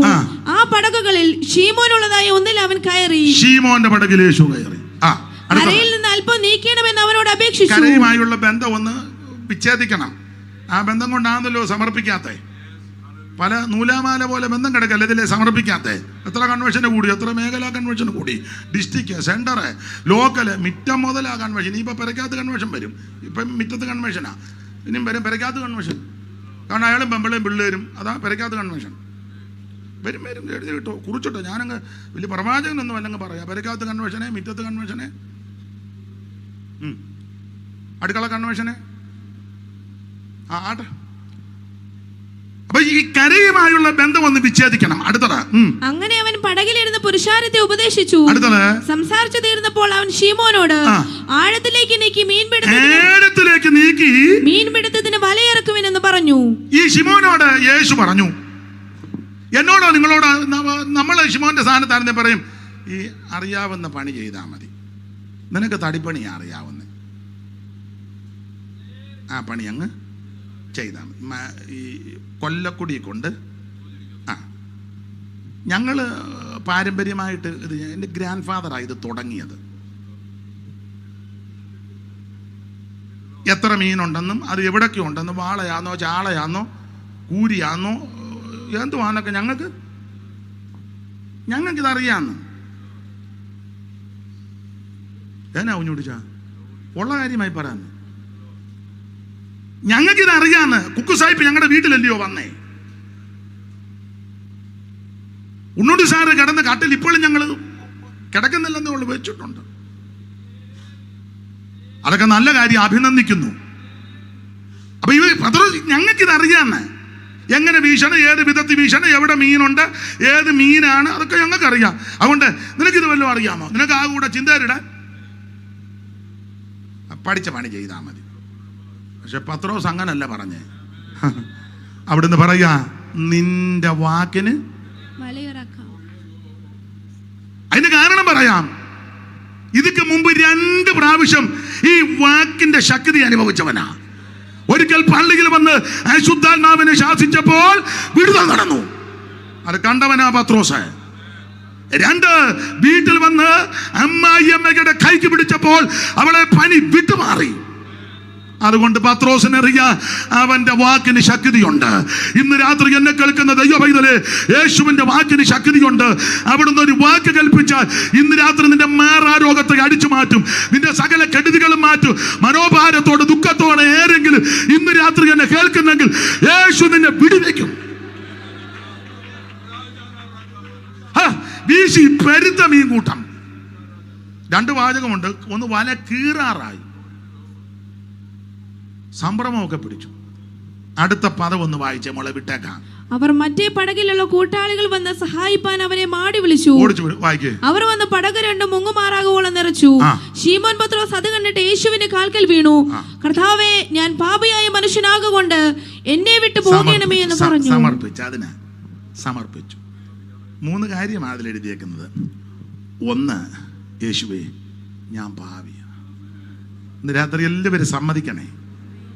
നമുക്ക് പാപമില്ല എന്ന് പറയുന്നെങ്കിൽ നാം നമ്മെ തന്നെ വഞ്ചിക്കുക. സമ്മതിക്കണം. എല്ലാവരും, പ്രസിഡന്റും സെക്രട്ടറിയും ഖജാൻജിയും ട്രഷററും ജോയിന്റ് സെക്രട്ടറിയും അനീഷ് കാവാലോ സെൻട്രൽ പാസ്റ്റർമാരും ലോക്കൽ എല്ലാവരും ഒന്ന് സമ്മതിക്കണം. കർത്താവിനോടല്ലേ പറയുന്നേ. സ്തോത്രം. 3 കാര്യമാണ്. 1, ഈ പ്രഥമ കൺവെൻഷനിൽ എല്ലാവരും ഈ ഒരു സമർപ്പണത്തോടെ വേണം ഇന്ന് രാത്രി തിരിച്ചു പോകാൻ. 1, കർത്താവേ ഞാന് പാപിയ. സ്തോത്രം. 2, അവിടുന്ന് കർത്താവ് എല്ലാത്തിനും മതിയായവനാ. 3, എന്നെ സമർപ്പിക്കുന്നു. ഇന്ന് രാത്രി ഈ 3 കാര്യത്തോടെ കടന്നു പോകുന്നവരെ നിശ്ചയമായിട്ടും ദൈവം അനുഗ്രഹിക്കും.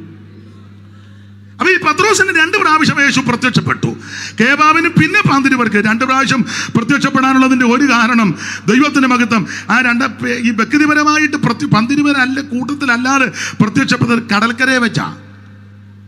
യേശു ഉയർത്തെഴുന്നേറ്റ് ഇവര് പിന്മാറ്റത്തിൽ പോയി, വീശാൻ പോയി, മീൻ പിടിക്കാൻ പോയി, രാത്രി മുഴുവൻ അധ്വാനിച്ചൊന്നും കിട്ടിയില്ല. അവിടെ ഒരു പദമുണ്ട്.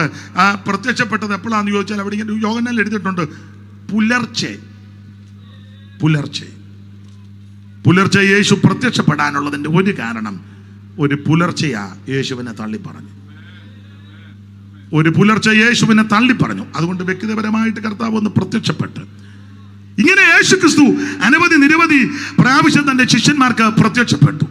ആ പ്രത്യക്ഷപ്പെട്ട കൂട്ടത്തിൽ എമ്മൗസിലേക്ക് പോയ ശിഷ്യന്മാർക്ക് പ്രത്യക്ഷപ്പെട്ടപ്പോഴും അവിടുന്ന് തിരുവെടുത്ത് അവരോട് വ്യാഖ്യാനിച്ചപ്പോൾ ഇങ്ങനെ എഴുതിയിരിക്കുന്നത്, സങ്കീർത്തനത്തിൽ എന്നെ പറ്റി എഴുതിയിട്ടുണ്ട്.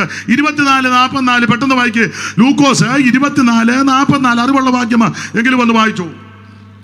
പിന്നെ അവൻ അവരോട്, ഇതാകുന്നു നിങ്ങളോടുകൂടി ഇരിക്കുമ്പോൾ ഞാൻ പറഞ്ഞ വാക്ക്. അടുത്ത വാക്യം, മോശയുടെ ന്യായപ്രമാണത്തിലും പ്രവാചക പുസ്തകങ്ങളിലും സങ്കീർത്തനങ്ങളിലും എന്നെക്കുറിച്ച് മതി.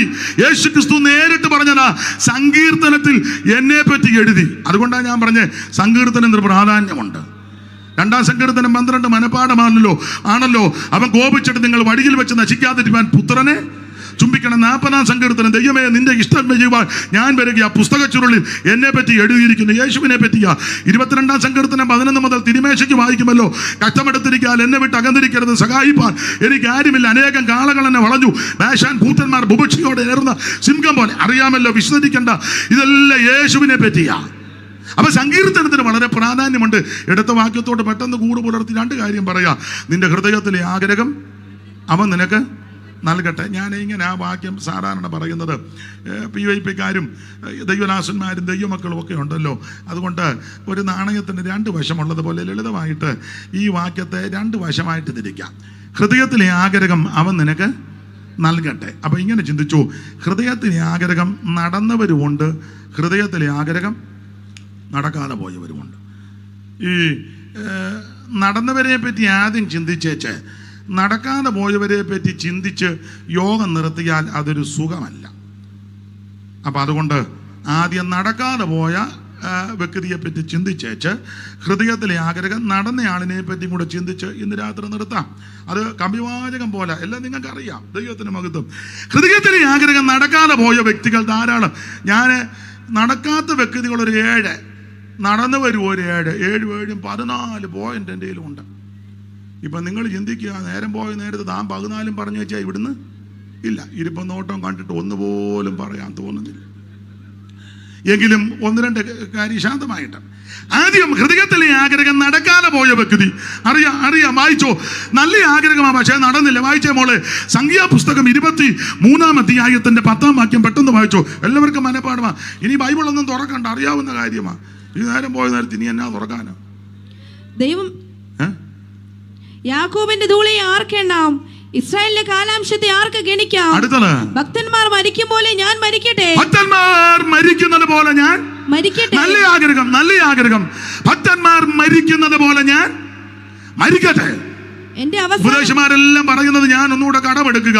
ഭക്തന്മാര് മരിക്കുന്നത് പോലെ മരിക്കണമെങ്കിൽ ഭക്തന്മാര് ജീവിക്കുന്നത് പോലെ ജീവിക്കണം. ദൈവത്തിന് മഹത്വം. ബിലിയാമിന്റെ ആഗ്രഹം നല്ലതാ, ഭക്തന്മാർ മരിക്കുന്നത് പോലെ മരിക്കട്ടെന്ന്. അങ്ങനെ ആണോ മരിച്ചേ? അല്ല, നമുക്കറിയാം. വായിച്ചേ മോളെ 2 വാക്യം. എങ്ങനെയാ കക്ഷി മരിച്ചത്? സംഖ്യാപുസ്തകം 31-ാം അധ്യായത്തിന്റെ 8-ാം വാക്യവും യോശുവയുടെ പുസ്തകം 13-ാം അധ്യായത്തിന്റെ 22-ാം വാക്യവും 2 വാക്യം വായിച്ചു. നിഹതന്മാരുടെ കൂട്ടത്തിൽ അവർ മിദ്യാനി രാജാക്കന്മാരാകുന്ന ഏവി, രേക്കെം, സൂർ, ഹൂർ, രേബ എന്നീ 5 രാജാക്കന്മാരെയും കൊന്നു. ബെയോരിന്റെ മകനാകുന്ന ബിലെയാമിനെ അവർ വാൾ കൊണ്ട് വെട്ടിക്കൊന്നു. യോശുവ 13:22. ഇസ്രായേൽ മക്കൾ കൊന്നവരുടെ കൂട്ടത്തിൽ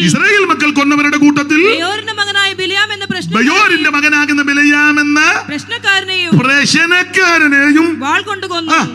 23-ാം അധ്യായത്തിന്റെ സംഖ്യാപുസ്തകം 23:10 നല്ല ആഗ്രഹമാ, ഭക്തന്മാർ മരിക്കുന്നത് പോലെ മരിക്കട്ടെ. പക്ഷെ മരിച്ചത് അങ്ങനെ ആഗ്രഹം നടന്നില്ല, വാളുകൊണ്ട് വെട്ടേറ്റ് മരിച്ചു. അതെന്താ ബിലെയാം ഇങ്ങനെ വെട്ടേറ്റ് മരിക്കാൻ കാര്യം? ആഗ്രഹം നല്ലതാ. നമുക്കറിയാം ഭക്തന്മാര് മരിച്ചതൊക്കെ നല്ല മരണമാ ഭക്തന്മാരുടെ മരണം. ദൈവത്തിന് മഹത്വം. വേദപുസ്തകം പഠിച്ച് എന്ത് നല്ല മരണമാ ഭക്തന്മാർക്ക് ദൈവം കൊടുത്തത്. ഒരു ഭക്തൻ മരിക്കുന്നതിന് മുമ്പ് മരിക്കാറായി. മോളെ, ശമൂവേലിന്റെ 2-ാം പുസ്തകം, രാജാക്കന്മാരുടെ 1-ാം പുസ്തകം 1-ാം അധ്യായം 1 വായിച്ചേ. മൊത്തം വായിക്കരുത്. രാജാക്കന്മാരുടെ 1-ാം പുസ്തകം 1:1 പെട്ടെന്ന്. ദാവീദ് രാജാവ് വയസ്സി എന്ന്. അപ്പൊ നിർത്തിക്കേ, ഭക്തൻ മരിക്കുക. ദാവീദ് രാജാവ് വയസ്സി. ബാക്കി ഇനി വായിക്കരുതേ. ദാവീദ് രാജാവ് വയസ്സി എന്നു ചിലർ അംഗീകരിക്കുകയല്ല. വയസ്സ്, പിന്നെ ചില അഡ്ജസ്റ്റ് ചെയ്തൊക്കെ നടക്കുക. പുള്ളി അങ്ങ് സമ്മതിച്ചു, വയസ്സ് എന്നു. ദാവീദ് രാജാവ് വയസ്സ് എന്നു, ഭക്തൻ മരിക്കുക, വയസ്സ് എന്നു. എല്ലാം വിശദീകരിക്കുന്നില്ല. അടുത്തൊരു വാക്യം, രാജാക്കന്മാരുടെ 1-ാം പുസ്തകം 2:1 വായിച്ചേ. ദാവീദിന്റെ മരണകാലം അടുത്തു വന്നപ്പോൾ, മരണകാലം അടുത്തു വരും, മരിക്കുന്ന ഓർഡറാ, വയസ്സ് എന്നു. ഇപ്പം വായിച്ചത് ദാവീദിന്റെ മരണകാലം അടുത്തു വന്നു. അടുത്തു വന്നപ്പം പോതക്കാടെല്ലാം പറഞ്ഞെന്നല്ല, വെളിവും വെള്ളിയാഴ്ച ഇല്ലാതെ തെറി അനാവശ്യമോ ഒന്നും പറഞ്ഞെന്നല്ല കേട്ടോ. എന്നാലും ഞാൻ ചോദിച്ചു, അപ്പച്ചനെ ഇപ്പൊ കാണണ്ട, മുഴുവൻ വേണ്ടാതീനോ പറയുന്നത്. എനിക്ക് ഈ ആദരണി ഞാനിപ്പോൾ വണ്ടി വരുന്നപ്പോഴും പറഞ്ഞു, ഈ ബഹുമാന്യ കർത്തൃദാസനെ ഓർത്ത് ഞാൻ ദൈവത്തെ മിക്കപ്പോഴും, അച്ഛനെ ഞാൻ പ്രാർത്ഥിക്കും, മിക്കപ്പോഴും പ്രാർത്ഥിക്കും, ഞങ്ങളുടെ സഭയിലും പ്രാർത്ഥിക്കും. ഈ 98 വയസ്സ്, 97 എത്രയാ, 97, എന്ത് നല്ല പരിജ്ഞാനം, എന്ത് ഞാൻ കണ്ടിട്ടുണ്ട്. ചില സമയം പോകുമ്പോൾ യോഗം ഒന്ന് പ്രാർത്ഥിച്ച് നിർത്താൻ പറഞ്ഞാൽ വളരെ പരിജ്ഞാനത്തോടെ. ചിലതാണ് ബ്രേക്ക് ഇല്ലാത്ത സൈക്കിളെ ഇറക്കത്തി പോകുമ്പോൾ നിർത്താനും അറിയാൻ മേലെ വെളിവുമില്ല, ഒന്നുമില്ല. എന്ത് പരിജ്ഞാനം, എന്ത് ഒത്തിരി കാര്യം പഠിക്കാനുണ്ട്. അവിടെ ഞാൻ സമയമില്ലാത്തതുകൊണ്ടല്ല ഞാൻ കുറച്ചുകൂടെ പറഞ്ഞു. ഇരുത്തിക്കൊണ്ട് പുകഴ്ച ഒന്നും പറയല, ഞാൻ പറയണ്ട, നിങ്ങൾക്ക് അറിയാമല്ലോ. അപ്പൊ ഇവിടെ ദാവീദ് വയസ്സ് ചെന്നു. രാജാക്കന്മാരുടെ 1-ാം പുസ്തകം 1:1, 2-ാം അധ്യായത്തിന്റെ 1 ഒന്നുകൂടെ വായിച്ചേ. ദാവീദിന്റെ മരണകാലം അടുത്തു വന്നപ്പോൾ, മരണകാലം അടുത്തു വന്നു. ഭക്തൻ മരിക്കും പോലെ മരിക്കണം, ഭക്തൻ മരിക്കുന്ന വിധവ. മരണകാലം അടുത്തു വന്നു. ഇനി ശമൂവേലിന്റെ 2-ാം പുസ്തകം 23:1 വായിച്ചേ. ദാവീദിന്റെ അന്ത്യവാക്കുകളാവിത്. അന്ത്യവാക്കുകൾ. അപ്പം മരിക്കാൻ നേരത്ത് പറയുക അന്ത്യവാക്കുകളാവിത്. ദൈവത്തിന് മഹത്വം. അപ്പോൾ വയസ്സ് ചെന്നു, 2 മരിക്കാറായപ്പം വെളിവും വെള്ളിയാഴ്ച ഇല്ലാതെ വേണ്ടാതീനം പറഞ്ഞതല്ല, അന്ത്യവാക്കൊക്കെ നല്ല എന്നെ വാക്കുകളെ വായിച്ച സഹോദരി. ഇശ്ശായി പുത്രൻ ദാവീദ് ചൊല്ലുന്നു, ചൊല്ലുക. ഔന്നത്യം പ്രാപിച്ച പുരുഷൻ ചൊല്ലുന്നു, ഔന്നത്യം പ്രാപിച്ച പുരുഷൻ ചൊല്ലുന്നു. യാക്കോബിൻ ദൈവത്താൽ അഭിഷിക്തൻ, ഇസ്രായേലിൽ മധുരഗായകൻ തന്നെ, പിന്നെ യഹോവയുടെ ആത്മാവ് എന്നിൽ സംസാരിക്കുന്നു. മരിക്കാറായപ്പോഴും ദൈവാത്മാവിനാൽ സംസാരിക്കുക.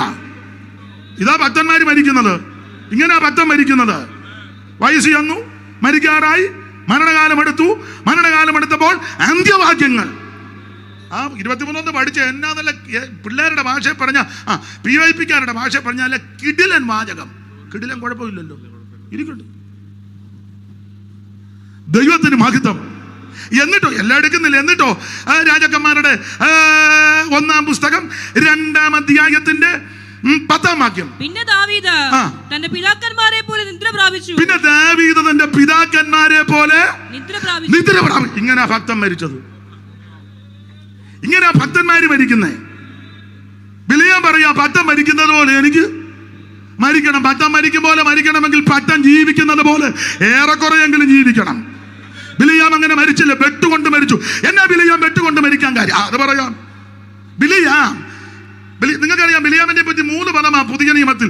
ബിലിയാമിന്റെ വഞ്ചന, ബിലിയാമിന്റെ വഴി, ബിലിയാമിന്റെ ഉപദേശം. വായിച്ച മോളെ, പത്രോസിന്റെ 2-ാം ലേഖനം 2:14-15, യൂദാ 11, വെളിപ്പാട് പുസ്തകം 2-ാം അധ്യായം 14-15. പെട്ടെന്ന് വായിരും, നേരമില്ല.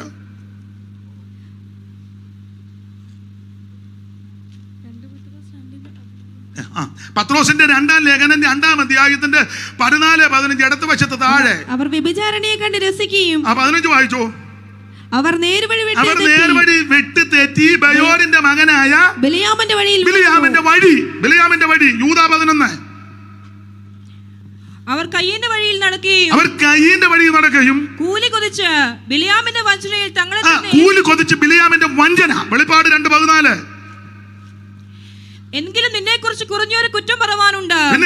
ഇസ്രായേൽ മക്കൾ വിഗ്രഹാർപ്പിതം തിന്നേണ്ടതിനും ദുർനടപ്പ് ആചരിക്കേണ്ടതിനും അവരുടെ മുമ്പിൽ ഇടർച്ച വയ്പാൻ ബാലാക്കിന് ഉപദേശിച്ചു കൊടുത്ത ബിലിയാമിന്റെ ഉപദേശം. 3 ഫലമാ പുതിയ നിയമത്തിൽ. ബിലിയാമിന്റെ വഴി, ബിലിയാമിന്റെ വഞ്ചന, ബിലിയാമിന്റെ ഉപദേശം. ഈ ഭാഗം ബിലിയാം വന്നത് സംഖ്യാപുസ്തകം 22 മുതൽ അങ്ങോട്ട് പഠിക്കുമ്പോൾ 22, 23, 24 ഈ അധ്യായത്തിലാണ് ഇവനെ പറ്റി പരാമർശിക്കുന്നത്. അവിടെ അങ്ങ് പുള്ളി ഈ ദുരുപദേശം പറഞ്ഞതായിട്ട് കാണുന്നില്ല. പുള്ളി പറഞ്ഞതെല്ലാം നല്ല കാര്യമാണ്, എല്ലാം നല്ല കാര്യമാണ്. കാശ് കൊടുത്താ കൊണ്ടുവന്നത്. കാശ് കൊടുത്തവൻ പറഞ്ഞ അച്ഛാ കാശ് ഇഷ്ടം പോലെ കാശ് എടുത്ത് വീശും, പക്ഷെ പാര വെച്ചേ പോകാവൂ ഈ ജനത്തെ പ്രാഗി കൊല്ലണം. പുള്ളി പറഞ്ഞു ഞാൻ അനേകരെ പ്രാഗി, അത് ആരും ഇന്നില്ല, നോക്കട്ടെ. പറഞ്ഞു സാറ് പറഞ്ഞു വെക്കുന്ന കാശ് എത്ര വേണേലും. അപ്പോൾ പുള്ളി ചുമ്മാ കള്ളത്തരം പറഞ്ഞു, ബാരാക്ക് എനിക്ക് ഗൃഹം നിറച്ച് വെള്ളിയും പൊന്നും തന്നാലും ഞാൻ പ്രമാണം വിട്ടൊന്നും. പുള്ളി വീരഗാഥയൊക്കെ ഒന്ന് വായിച്ചാൽ മോളെ 22:18 പെട്ടെന്ന് വായി. ബിലിയാം ബാലാക്കിന്റെ ഭൃത്യന്മാരോട് ബാലാക്ക് തന്റെ ഗൃഹം നിറച്ച് വെള്ളിയും പൊന്നും എനിക്ക് തന്നാലും. വെള്ളിയും പൊന്നും എന്ന് പറഞ്ഞാൽ നമുക്കിപ്പോ മനസ്സിലാകുന്ന ഭാഷ പറഞ്ഞ പണം. അന്ന് വെള്ളിയും പൊന്നുമാണല്ലോ. അപ്പൊ ഇങ്ങനെ ചിന്തിച്ചോ, ബാലാക്ക് തന്റെ ഗൃഹം നിറച്ച് എനിക്ക് പണം തന്നാലും എന്റെ ദൈവമായ യഹോവയുടെ കൽപ്പന ലംഘിച്ച് ഏറെയോ കുറയോ ചെയ്യുവാൻ. ഇത് കേട്ടാൽ നമുക്ക് തോന്നും പുള്ളിക്ക് പണത്തോട് താല്പര്യമില്ലെന്ന്. പക്ഷെ അകത്ത് മുഴുവൻ ദ്രവ്യാഗ്രഹത്തിന്റെ കൗശല ബുദ്ധിയാ. ഇങ്ങനെ പുതിയ നിയമത്തിൽ കൂലി കൊതിച്ച ബിലയാം. 1 പ്രതി ഞാനാണ്, എന്നെ പ്രതിയാക്കി പറയാ. ഈ പുൽപ്പിറ്റെ കയറി നിന്ന് നല്ല സിസ്റ്റവും മൈക്കും ആളും ബഹളവും നല്ല കീർവാണം അടിക്കുന്ന ആൾക്കാരുണ്ട്. ചിലരുടെ വീട്ടിൽ ചെന്നാൽ പോലും ചിലരെ കയറ്റുകയില്ല. മതിലെല്ലാം മാക്കി വെഴുതി വെച്ചിരിക്കും, യഹോവയാൽ അനുഗ്രഹിക്കപ്പെട്ടവന് എന്തിന്. പിന്നെ ഗേറ്റിൽ എഴുതിക്കുക പട്ടിയുണ്ട്. എന്തിനാണ് ഈ വെടിവെക്കുകയും തല്ലിക്കൊല്ലുകയും ചെയ്യുന്നത്? പോട്ടെ, നമുക്ക് വിട്ടേക്കാം. അകത്ത് മുഴുവൻ ദ്രവ്യാഗ്രഹത്തിന്റെ കൗശല ബുദ്ധി. എന്നിട്ട് ഇവൻ പറയുകയാ, എനിക്ക് ബാലാക്ക് ഗൃഹം നിറച്ച് വെള്ളിയും പൊന്നും തന്നാലും ഞാൻ പ്രമാണം വിടുകയില്ല. പക്ഷെ ഇവന്റെ അകത്ത് മുഴുവൻ ഇതാ. അപ്പൊ ഈ സംഖ്യാപുസ്തകം 22, 23, 24 പഠിച്ചാൽ ഈ ദുരുപദേശം പറഞ്ഞതായിട്ട് കാണുന്നില്ല. അവിടെ മുഴുവൻ കൊടുത്തിരിക്കുന്നത് സുഭാഷിതം. സുഭാഷിതം നല്ല കാര്യം, സുഭാഷിതം അല്ലേ മോളെ? വായിച്ചേ. അപ്പോൾ അവൻ 23-ാം അധ്യായത്തിന്റെ 7-ാം വാക്യവും 23-ാം അധ്യായത്തിന്റെ 18-ാം വാക്യവും 24-ാം അധ്യായത്തിന്റെ 3-ാം വാക്യവും 24-ാം അധ്യായത്തിന്റെ 15-ാം വാക്യവും വായിക്കണം ക്രമത്താല്. 23:7, 23:18, 24:3, 24:15. അപ്പോൾ അവൻ സുഭാഷിതം ചൊല്ലി തുടങ്ങിയത് 23:7 സുഭാഷിതം ചൊല്ലി. പുള്ളിക്കാരി കൂടെ വിടവ് കൊടുക്കും മോളെ. വായിച്ചു. ബാലാക്ക് എന്നെ അരാമിൽ നിന്നും. അതൊന്നും വായിക്കണ്ടെന്ന് കൊച്ചേ, ഞാൻ ഈ പറഞ്ഞ വാക്യം മാത്രമായി. ഇനി 18 അവൻ സുഭാഷിതം ചൊല്ലി. ഇനി 24:3 അവന്റെ മേൽ അവൻ സുഭാഷിതം ചൊല്ലി. ഇനി അതിന്റെ 15 പിന്നെ അവൻ സുഭാഷിതം ചൊല്ലി. ശ്രദ്ധിച്ചേ, ഈ വാക്യങ്ങളിലെല്ലാം സുഭാഷിതം. പിന്നെ എപ്പോഴാണ് ഇവന്റെ ഉപദേശം ഇറക്കിയത്? അവനെ നല്ല കാര്യം പറഞ്ഞു. 4 വാക്യത്തിൽ സുഭാഷിതം. കാശുമെല്ലാം മേടിച്ച് പോകുന്ന പോക്കിന് അവൻ്റെ തറക്കി. മോളെ ആ 24-ാം അധ്യായത്തിന്റെ 23. പിന്നെ അവൻ സുഭാഷിതം ചൊല്ലിയത്. നന്നായിട്ട് വായിച്ചേ. പിന്നെ അവൻ ഈ സുഭാഷിതം ചൊല്ലിയത്. തെറ്റിയില്ലെങ്കിലോ നാക്കം കൊടുത്ത് വായിച്ചേ. പിന്നെ അവൻ ഈ സുഭാഷിതം ചൊല്ലിയത്. എന്നാലും ഒന്നുകൂടെ ഒന്ന് വായിച്ചേ. പിന്നെ അവൻ ഈ സുഭാഷിതം ചൊല്ലിയത്. ഞാൻ തെറ്റിയിട്ടില്ല, ഞാനതിന്റെ രീതി പറയാം. 4 വാക്യത്തിൽ കണ്ടത് പിന്നെ അവൻ സുഭാഷിതം ചൊല്ലി. നല്ല കാര്യം. യാക്കോബിൽ തിന്മ കാണുവാനില്ല, ഇസ്രായേലിൽ കറ്റത്ത് ദർശിപ്പാനില്ല, ദൈവമായ യഹോവ അവനോട് കൂടെ ഇരിക്കുന്നു, രാജകോലാഹലമുണ്ട്. ഇങ്ങനെയൊക്കെ നല്ല കാര്യമാണ്. ഇതെല്ലാം പറഞ്ഞ് അവൻ പോകുന്ന പോക്കിന് 24:23 പറയുക, പിന്നെ അവൻ ഈ സുഭാഷിതം കൂടെ ചൊല്ലി. അത് അവൻ്റെതാ. എന്തുവാ ഇവൻ ചെയ്ത ഉപദേശം? ഒരു വാക്യം വായിച്ചിട്ടില്ല, എല്ലാത്തിനും നേരമില്ല. ഒരു വാക്യം വായിക്കാം. സംഖ്യാപുസ്തകം 31-ാം അധ്യായത്തിന്റെ 16 വായിച്ചേ മോളെ. 31:16.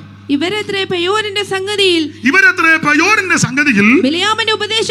ബിലയാമിന്റെ ഉപദേശത്താൽ ഇസ്രായേൽ മക്കളെ യഹോവയുടെ ദ്രോഹം ചെയ്യുവാനും യഹോവയുടെ സഭയിൽ ബാധ ഉണ്ടാവാനും ഹേതുവായത്.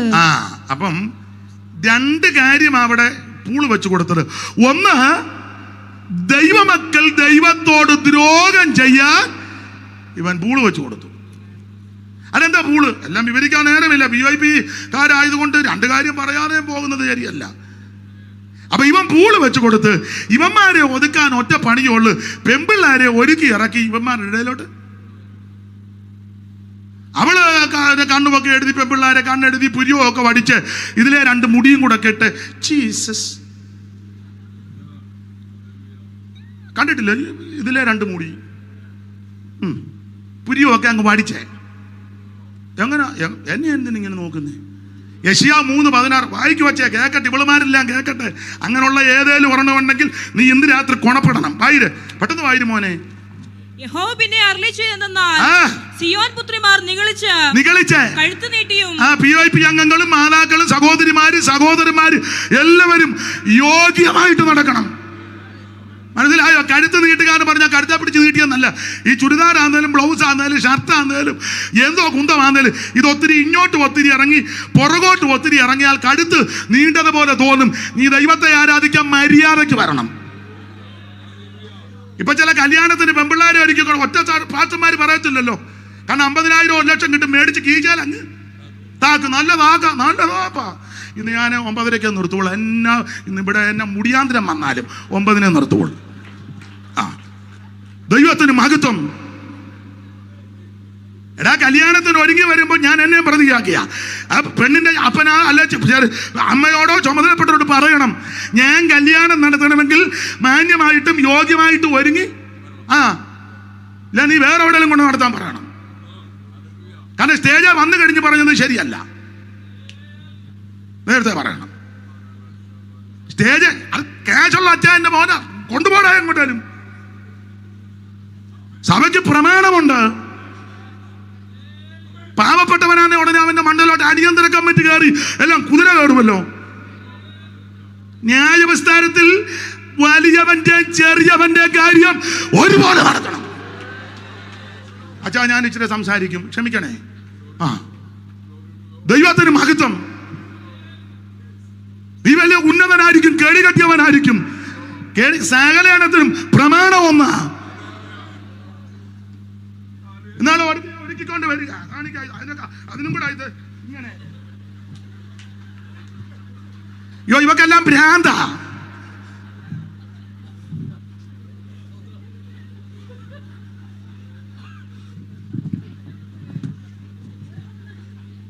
തള്ളമാര് സത്യം വരുവാ, അങ്ങോട്ട് വരുവാ. ഞാൻ ദൈവത്തിന് മഹത്വം. ഇത് വേർപാടിന്റെ ഉപദേശമാ. ദൈവ മാതാക്കളോടൊരു കാര്യം പറയാ. പിള്ളേർ ചിലപ്പോ നിർബന്ധ ബുദ്ധി മനെ കാലെല്ലാം മാറ്റേ. ദൈവത്തിന് മഹത്വം. ഇത് പ്രമാണമുള്ളതാ. പെന്തിക്കോസ് കുത്തടിഞ്ഞതല്ല, ഇത് ക്രമം കെട്ടതല്ല, തോന്നുന്നത് പോലെ നടക്കുന്നതല്ല. ഇന്ന് രാത്രി ചിലര് സമർപ്പിക്കണം. ദൈവത്തിന് മഹത്വം. യോഗ്യമായി, ലജ്ജാശീലത്തോടെ, സുബോധത്തോടെ, പരിജ്ഞാനത്തോടെ. ദൈവത്തിന് മഹത്വം, ദൈവത്തിന് മഹത്വം. എന്നോട് ഈയിടെ ഒരുത്തൻ പറഞ്ഞു, അച്ഛാ ഇങ്ങനൊന്നും പറയരുത്, പ്രോഗ്രാം കിട്ടുക, നിന്റെ കുന്തം പ്രോഗ്രാം ചപ്പളാത്തി അടിച്ച ഇടർച്ച വെച്ച് കൊടുത്തു. ബാലാക്കിന് ഇടർച്ച. സഭയ്ക്കകത്ത് പ്രശ്നം ഉണ്ടാക്കുന്ന നിന്നെയും നിന്റെ സന്തതിയെയും ദൈവം വിടുകയല്ല.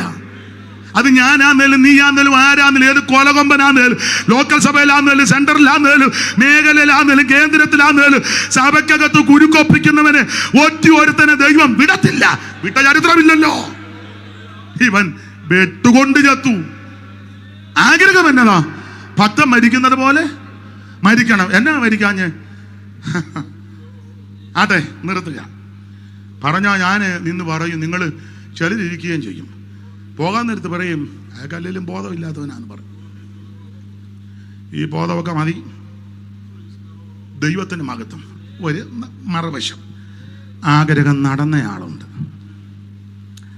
മറ്റാരുമല്ല. വായിച്ചേ മോളെ, ഉൽപ്പത്തി 5:24. ഹൃദയത്തിലെ ആഗ്രഹം നടന്ന ഒരു വ്യക്തി. അത് പറഞ്ഞ് നിർത്താം. ഹാനോക്ക് ദൈവത്തോടു കൂടെ നടന്നു. ദൈവം അവനെ എടുത്തുകൊണ്ടതിനാൽ കാണാതെയായി. തൻ്റെ ആഗ്രഹം ദൈവത്തോട് കൂടെ നടക്കണം. അതിനാ അദ്ദേഹം നോക്കുമ്പം ആ കാലത്ത് പലരും പല രീതിയിലാണ് നടക്കുന്നത്. തൻ്റെ സമകാലികനായ ലാമേക്ക് 2 പെണ്ണുങ്ങളുമായിട്ടാണ് നടക്കുന്നത്, ആദയും സില്ലയും. അപ്പോൾ പുള്ളി തീരുമാനിച്ചു, എനിക്ക് ദൈവത്തോട് കൂടെ നടക്കണം. അടുത്തത് ഉൽപ്പത്തി 6-ാം അധ്യായത്തിൽ ബോധിച്ചതുപോലെ ഒരു പദമുണ്ട്, തനിക്ക് അപ്പം ഓരോരുത്തരും അവനവന് ബോധിച്ചതുപോലെ ജീവിക്കുന്ന നടക്കുന്ന കാലമാണ്. ഹാനോക്കിൻ്റെ ആഗ്രഹം, എനിക്ക് ദൈവത്തോട് കൂടെ നടക്കണം. 3, ലാമക്കിൻ്റെ പിള്ളേരെല്ലാം ഭയങ്കര ഉന്നതന്മാരാ. ഒരു ചെറുക്കനാണ് കല സംസ്കാരം അതിലൊക്കെ അഗ്രഗണ്യനാണ്. കാരണം കിന്നരവും വേണുവും ഒക്കെ സംസ്കാരവും കലയും എന്ന് പറയാൻ സാംസ്കാരികമായിട്ടൊക്കെ നല്ല പിടിയാണ്. മന്ത്രിതലത്തിൽ, MLA തലത്തിൽ, പിന്നെ അങ്ങനെ ഉണ്ടല്ലോ നമ്മൾ പറയില്ലേ പുള്ളിക്ക് നല്ല പിടിയോ. ഏതാ ലാമെക്കിൻ്റെ പിള്ളേർക്ക് വേറൊരുത്തരാൻ്റെ ഭയങ്കര ബിസിനസ്സാണ്. കൂടാരവാസികൾക്കും പശുപാലകന്മാർക്കും ഫാമും ഒക്കെ ഉണ്ട്. പ്രത്യേക ഇനമാണ്. 60 ലിറ്ററൊക്കെയാണ് കറന്നാ കിട്ടുന്നത്. മിഷ്യൻ വെച്ചാൽ കറക്കുന്നത്. വലിയ ഫാമ്. അപ്പം കാശിന് പഞ്ഞമൊന്നുമില്ല. വേറൊരു ചെറുക്കനുണ്ട്, ഇരുമ്പ് കൊണ്ടും ചെമ്പ് കൊണ്ടും ആയുധം, ഗുണ്ടായുസം, ഡിഫൻസിലുമൊക്കെ ഉണ്ട് പിള്ളേർ. അപ്പോൾ ചുരുക്കി പറഞ്ഞാൽ സമൂഹത്തിൻ്റെ എല്ലാ തുറകളിലും പുള്ളിയുടെ മക്കൾ ഉന്നതന്മാരാണ്. പുള്ളിക്കാണെ 2 ഭാര്യയും. എല്ലാവരും ബോധിച്ച പോലെ നടക്കുക. ഇതിനിടയ്ക്കിലും വർഷിപ്പിനൊരു പഞ്ഞവുമില്ല കേട്ടോ. അതാ അതിലൊക്കെ വിചിത്രം. ഈ കൊന്ത്രാക്കൊള്ളിയൊക്കെ ഒപ്പിക്കുമ്പോഴും വർഷിപ്പിന് വായിച്ച മോള് ആ 5-ാം അധ്യായത്തിന് നേരെ മേളിൽ ഒരു കണ്ണിക ഉണ്ട്. 4-ന്റെ ഒടുവിൽ ആദാം തന്റെ ഭാര്യയെ പിന്നെയും പരിഗ്രഹിച്ചു. അവള് ഒരു മകനെ പ്രസവിച്ചു, ഷേത്തിനൊരു മകൻ ജനിച്ചു, ഏനോശ്. അടുത്ത വാക്യം. ആ കാലത്ത് യഹോവയുടെ നാമത്തിലുള്ള ആരാധന തുടങ്ങി. ഈ കൊന്ത്രാക്കളിയെല്ലാം ഒപ്പിക്കുമ്പോഴും വർഷിപ്പിന്, പ്രൈസ് ആൻഡ് വർഷിപ്പിന് ഒരു പഞ്ഞവുമില്ല. കൺവെൻഷൻ ആണെങ്കിലും ലോക്കൽ ആണെങ്കിലും സെൻട്രൽ ആണെങ്കിലും എല്ലാം ഇങ്ങനെ താങ്ക് യു ലോ. അറിയാമല്ലോ ഞാൻ വിവരിക്കണ്ടല്ലോ. ഇങ്ങനെയൊക്കെ വഷളത്വം. പക്ഷെ ഇതിന്റെ നടുവിൽ ഹാനോക്ക് തീരുമാനിച്ചു, എനിക്ക് ദൈവത്തോട് കൂടെ നടക്കണം. ഒരു സുപ്രഭാതത്തിൽ ഹാനോക്കിന്റെ ആഗ്രഹത്തെ ദൈവം നിറവേറ്റി. അവിടെ ഇങ്ങനെ വായിക്കുന്നു, ദൈവം അവനെ എടുത്തുകൊണ്ടതിനാൽ കാണാതായി. ഞാൻ പറയാറുണ്ട്, ഹാനോക്കിന്റെ ദൈവം എടുക്കാൻ പല കാര്യം. അതിലൊരു കാര്യം, ഹാനോക്ക് പ്രവചിച്ചു. എന്തുവാ പ്രവചിച്ചേ? മോളെ ഒന്ന് വായിച്ചാൽ യൂദ 14. പെട്ടെന്ന് വായിച്ചു, നിർത്തുക. കൃത്യം 9:30 ഞാൻ നിർത്തും. 9:30 1 മിനിറ്റ് മുമ്പ് നിർത്തും. ഇപ്പൊ ഇത് കറക്റ്റ് വാച്ചാന്നോ ജെറിം? ഇത് 10 മിനിറ്റ് ഉണ്ട്. 9:30 മുമ്പ് നിർത്തും.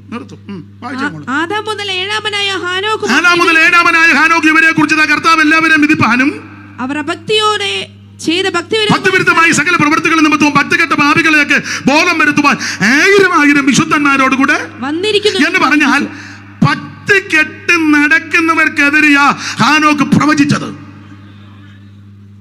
അല്ല നിന്നെ ജംബോ ജെറ്റ് കയറ്റി വിടാന്നോ? കൊട്ടാരക്കര 8 നില വീടിന്റെ മണ്ടയിൽ അമ്മാവ് ഇങ്ങനെ ഉല്ലാത്തുന്നതായിട്ട് ആത്മാവ് അതൊന്നുമല്ല പറഞ്ഞ്. ഇപ്പൊ അങ്ങനെ കുറെ പൊട്ടങ്കണാമ്പന്മാരുണ്ട്. നിങ്ങളുടെ അവിടെ ഒരു പുള്ളിയുണ്ടോ വീടിന്റെ ഇടത്ത് വശത്ത്?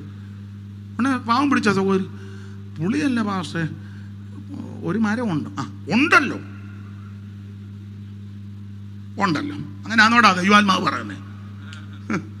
അവിടെ ഞാൻ ഒന്നും വിവരിക്കുന്നില്ല. ദൈവന്റെ അപ്പൻ്റെ കാളയുടെ വയസ്സ് വരെ പറഞ്ഞതാ ദൈവം.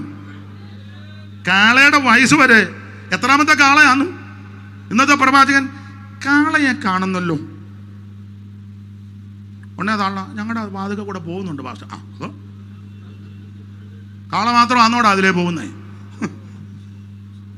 വയ്യാവേലിയൊക്കെ ഹാനോക്ക് പ്രവചിച്ചത് ഭക്തികെട്ട് നടക്കുന്നവർക്കെതിരെ. ഇത് ലാമക്കിന് കൊണ്ടു. ലാമക്കിന് കൊണ്ട്. കാരണം പുള്ളി ഭക്തികെട്ട് നടക്കുക. 2 ഭാര്യ, പിള്ളേര് ഗുണ്ടായിസം, ലോകപരമായിട്ടാ പിള്ളേര്, കലയും സംസ്കാരവും. വിളക്ക് കത്തിക്കാൻ പോകുന്നു, ഭദ്രദീപം കളിക്കാൻ ഇല്ല, അതെല്ലാം മേടിക്കുന്നു. എല്ലാം ഞാൻ വിവരിക്കുന്നില്ല, പിടിപാടാ. ഇതിനെതിരെ ഹാനോക്ക് നന്നായിട്ട് പ്രവചിച്ചു. ഇത് ലാമക്കിന് ഇഷ്ടപ്പെട്ടില്ല. അപ്പൊ ലാമക്ക് എല്ലാ വാക്കും എടുക്കുന്നില്ല. ഭാര്യമാരെ വിളിച്ചു പറഞ്ഞു, ആദയും സില്ലയുമായുള്ളവര് എന്റെ വാക്ക് കേൾക്കണം. വായിച്ച മോളെ അടുത്ത വാക്യം. എന്റെ വാക്ക് കേൾപ്പീൻ. ലാമേക്കിന്റെ ഭാര്യമാരെ എന്റെ വചനത്തിന് ചെവി തരുവീൻ. പുള്ളിയുടെ വചനം നല്ല വചനമാണ്. എന്തുവാ വചനം? അടുത്തത്. എന്റെ മുറിവിന് പകരം ഞാനൊരു പുരുഷനെയും എന്റെ പരിക്കിന് പകരം ഒരു യുവാവിനെയും കൊല്ലും. ഒരുത്തനെ ഞാൻ കൊല്ലും. ഈ സമൂഹത്തിന്റെ നടുവിൽ എനിക്കൊരു മാന്യതയുണ്ട്. ആർക്കാ? ലാമക്കിന്. പിള്ളേർക്ക് നല്ല ബിസിനസ്, കാശ്, സാംസ്കാരികമായിട്ട് നല്ല പിടിപാട്, മന്ത്രിതലത്തിൽ MLA പിടിപാട്, പിന്നെ കാശിന് കാശ്, പിന്നെ ഗുണ്ടകളെ ഇറക്കണമെങ്കിൽ മട്ടാഞ്ചേരിയിൽ നിന്നും ചെങ്കൽച്ചൂള വെക്ക കൺവെൻഷൻ വരെ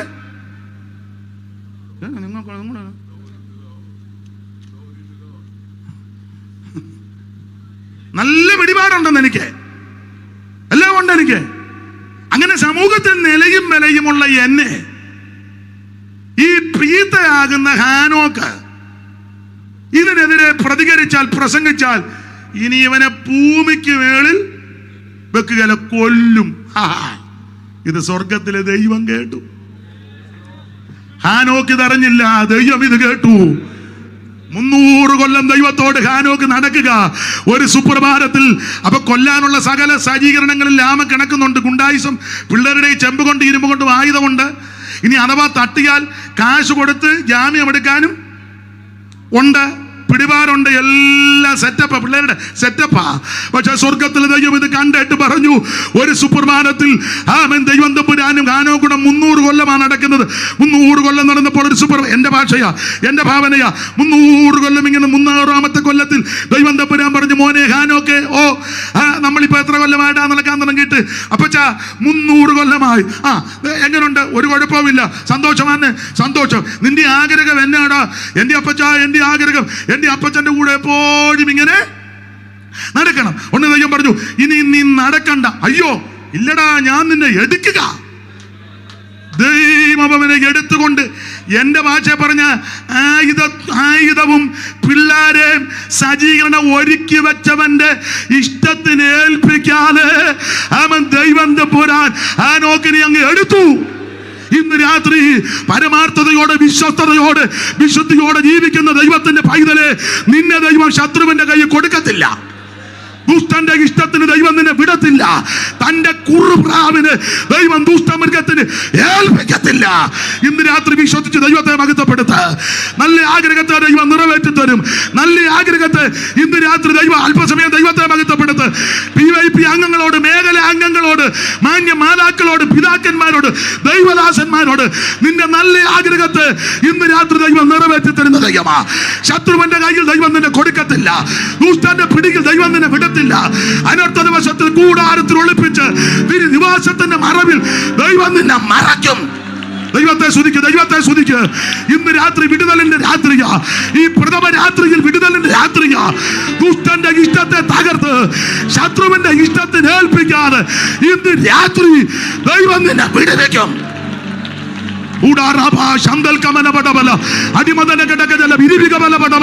ദൈവത്തെ മഹത്വപ്പെടുത്ത്, ദൈവത്തെ മഹത്വപ്പെടുത്ത്. ശത്രുവിന്റെ ആശ നശിപ്പിക്കും. ഇന്ന് രാത്രി അനർത്ഥ ദിവസത്തിൽ തന്റെ കൂടാരത്തിൽ ദൈവം നിന്നെ ഒളിപ്പിക്കും.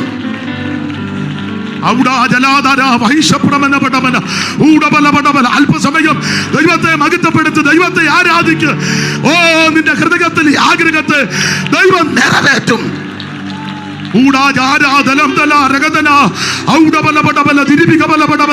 അല്പസമയം ദൈവത്തെ മഹത്വപ്പെടുത്ത്. ഇന്ന് രാത്രി വിടുതലിന്റെ രാത്രിയാകട്ടെ. ഈ രാത്രി ജയത്തിന്റെ രാത്രി.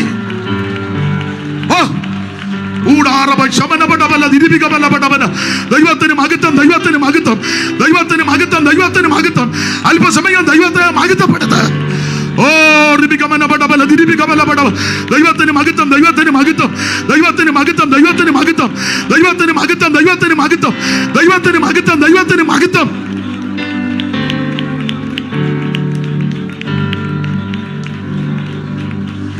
കരമുയർത്തി ഹല്ലേലൂയ പാടാം. ഒരിക്കൽ കൂടി ഹല്ലേലൂയ പാടാം. പറഞ്ഞതനുസരിച്ച് 5 മിനിറ്റ് ഉണ്ട്. 1 മിനിറ്റും കൂടെ ഒരപേക്ഷ. എല്ലാവർക്കും ഒന്ന് എഴുന്നേറ്റ് നിൽക്കാം. ആപതുള്ളവര് അച്ചാൻ എഴുന്നേക്കണ്ട, അച്ചാൻ അവിടെ ഇരുന്നു. ശാരീരിക ക്ഷീണമുള്ളവർക്ക് ഇരിക്കാം. അല്ലാത്തവർക്ക് അക്കാരങ്ങളൊന്ന് വീശി ദൈവത്തെ മഹത്വപ്പെടുത്ത്. നമ്മുടെ ഈ മേഖലയുടെ PYPയുടെ പ്രഥമ യോഗമാണല്ലോ ഇത്. ഇത്രത്തോളം ദൈവം സഹായിച്ചല്ലോ. കേൾക്കപ്പെട്ട വചനം വിടുതലാകട്ടെ. കരങ്ങൾ വീശി ഇന്നും എന്നേക്കും വേർപിരിയാതെ ക്രിസ്തുവിൻ കൂടെ പാർക്കും നമ്മളൽ ചേർന്ന് ഇന്നും എന്നേക്കും കരങ്ങൾ വീശി ക്രിസ്തുവിൻ കൂടെ പാർക്കും. ജനമേ, യഹോവ നിങ്ങളെ അനുഗ്രഹിച്ച് കാക്കുമാറാകട്ടെ. യഹോവ തിരുമകൻ നിങ്ങളുടെ മേൽ പ്രകാശ പ്രവേശിപ്പിച്ച് നിങ്ങളോട് കൃപയുള്ളവനാകട്ടെ. യഹോവ തിരുമകൻ നിങ്ങളുടെ മേൽ ഉയർത്തി നിങ്ങൾക്ക് സമാധാനം നൽകുമാറാകട്ടെ. കരമുയർത്തി ഹല്ലേലൂയ പാടാം. എല്ലാവർക്കും ഇരിക്കാം. എന്നെ ക്ഷണിച്ച ഈ മേഖലയുടെ BJP-യുടെ എല്ലാ ചുമതലപ്പെട്ടവർക്കും ഒരിക്കൽ കൂടി അഗൈതവുമായ നന്ദി രേഖപ്പെടുത്തുന്നു. കർത്താവിൻ്റെ വരവിനായിട്ടൊരുങ്ങാം. ദൈവം എല്ലാവരെയും അനുഗ്രഹിക്കട്ടെ.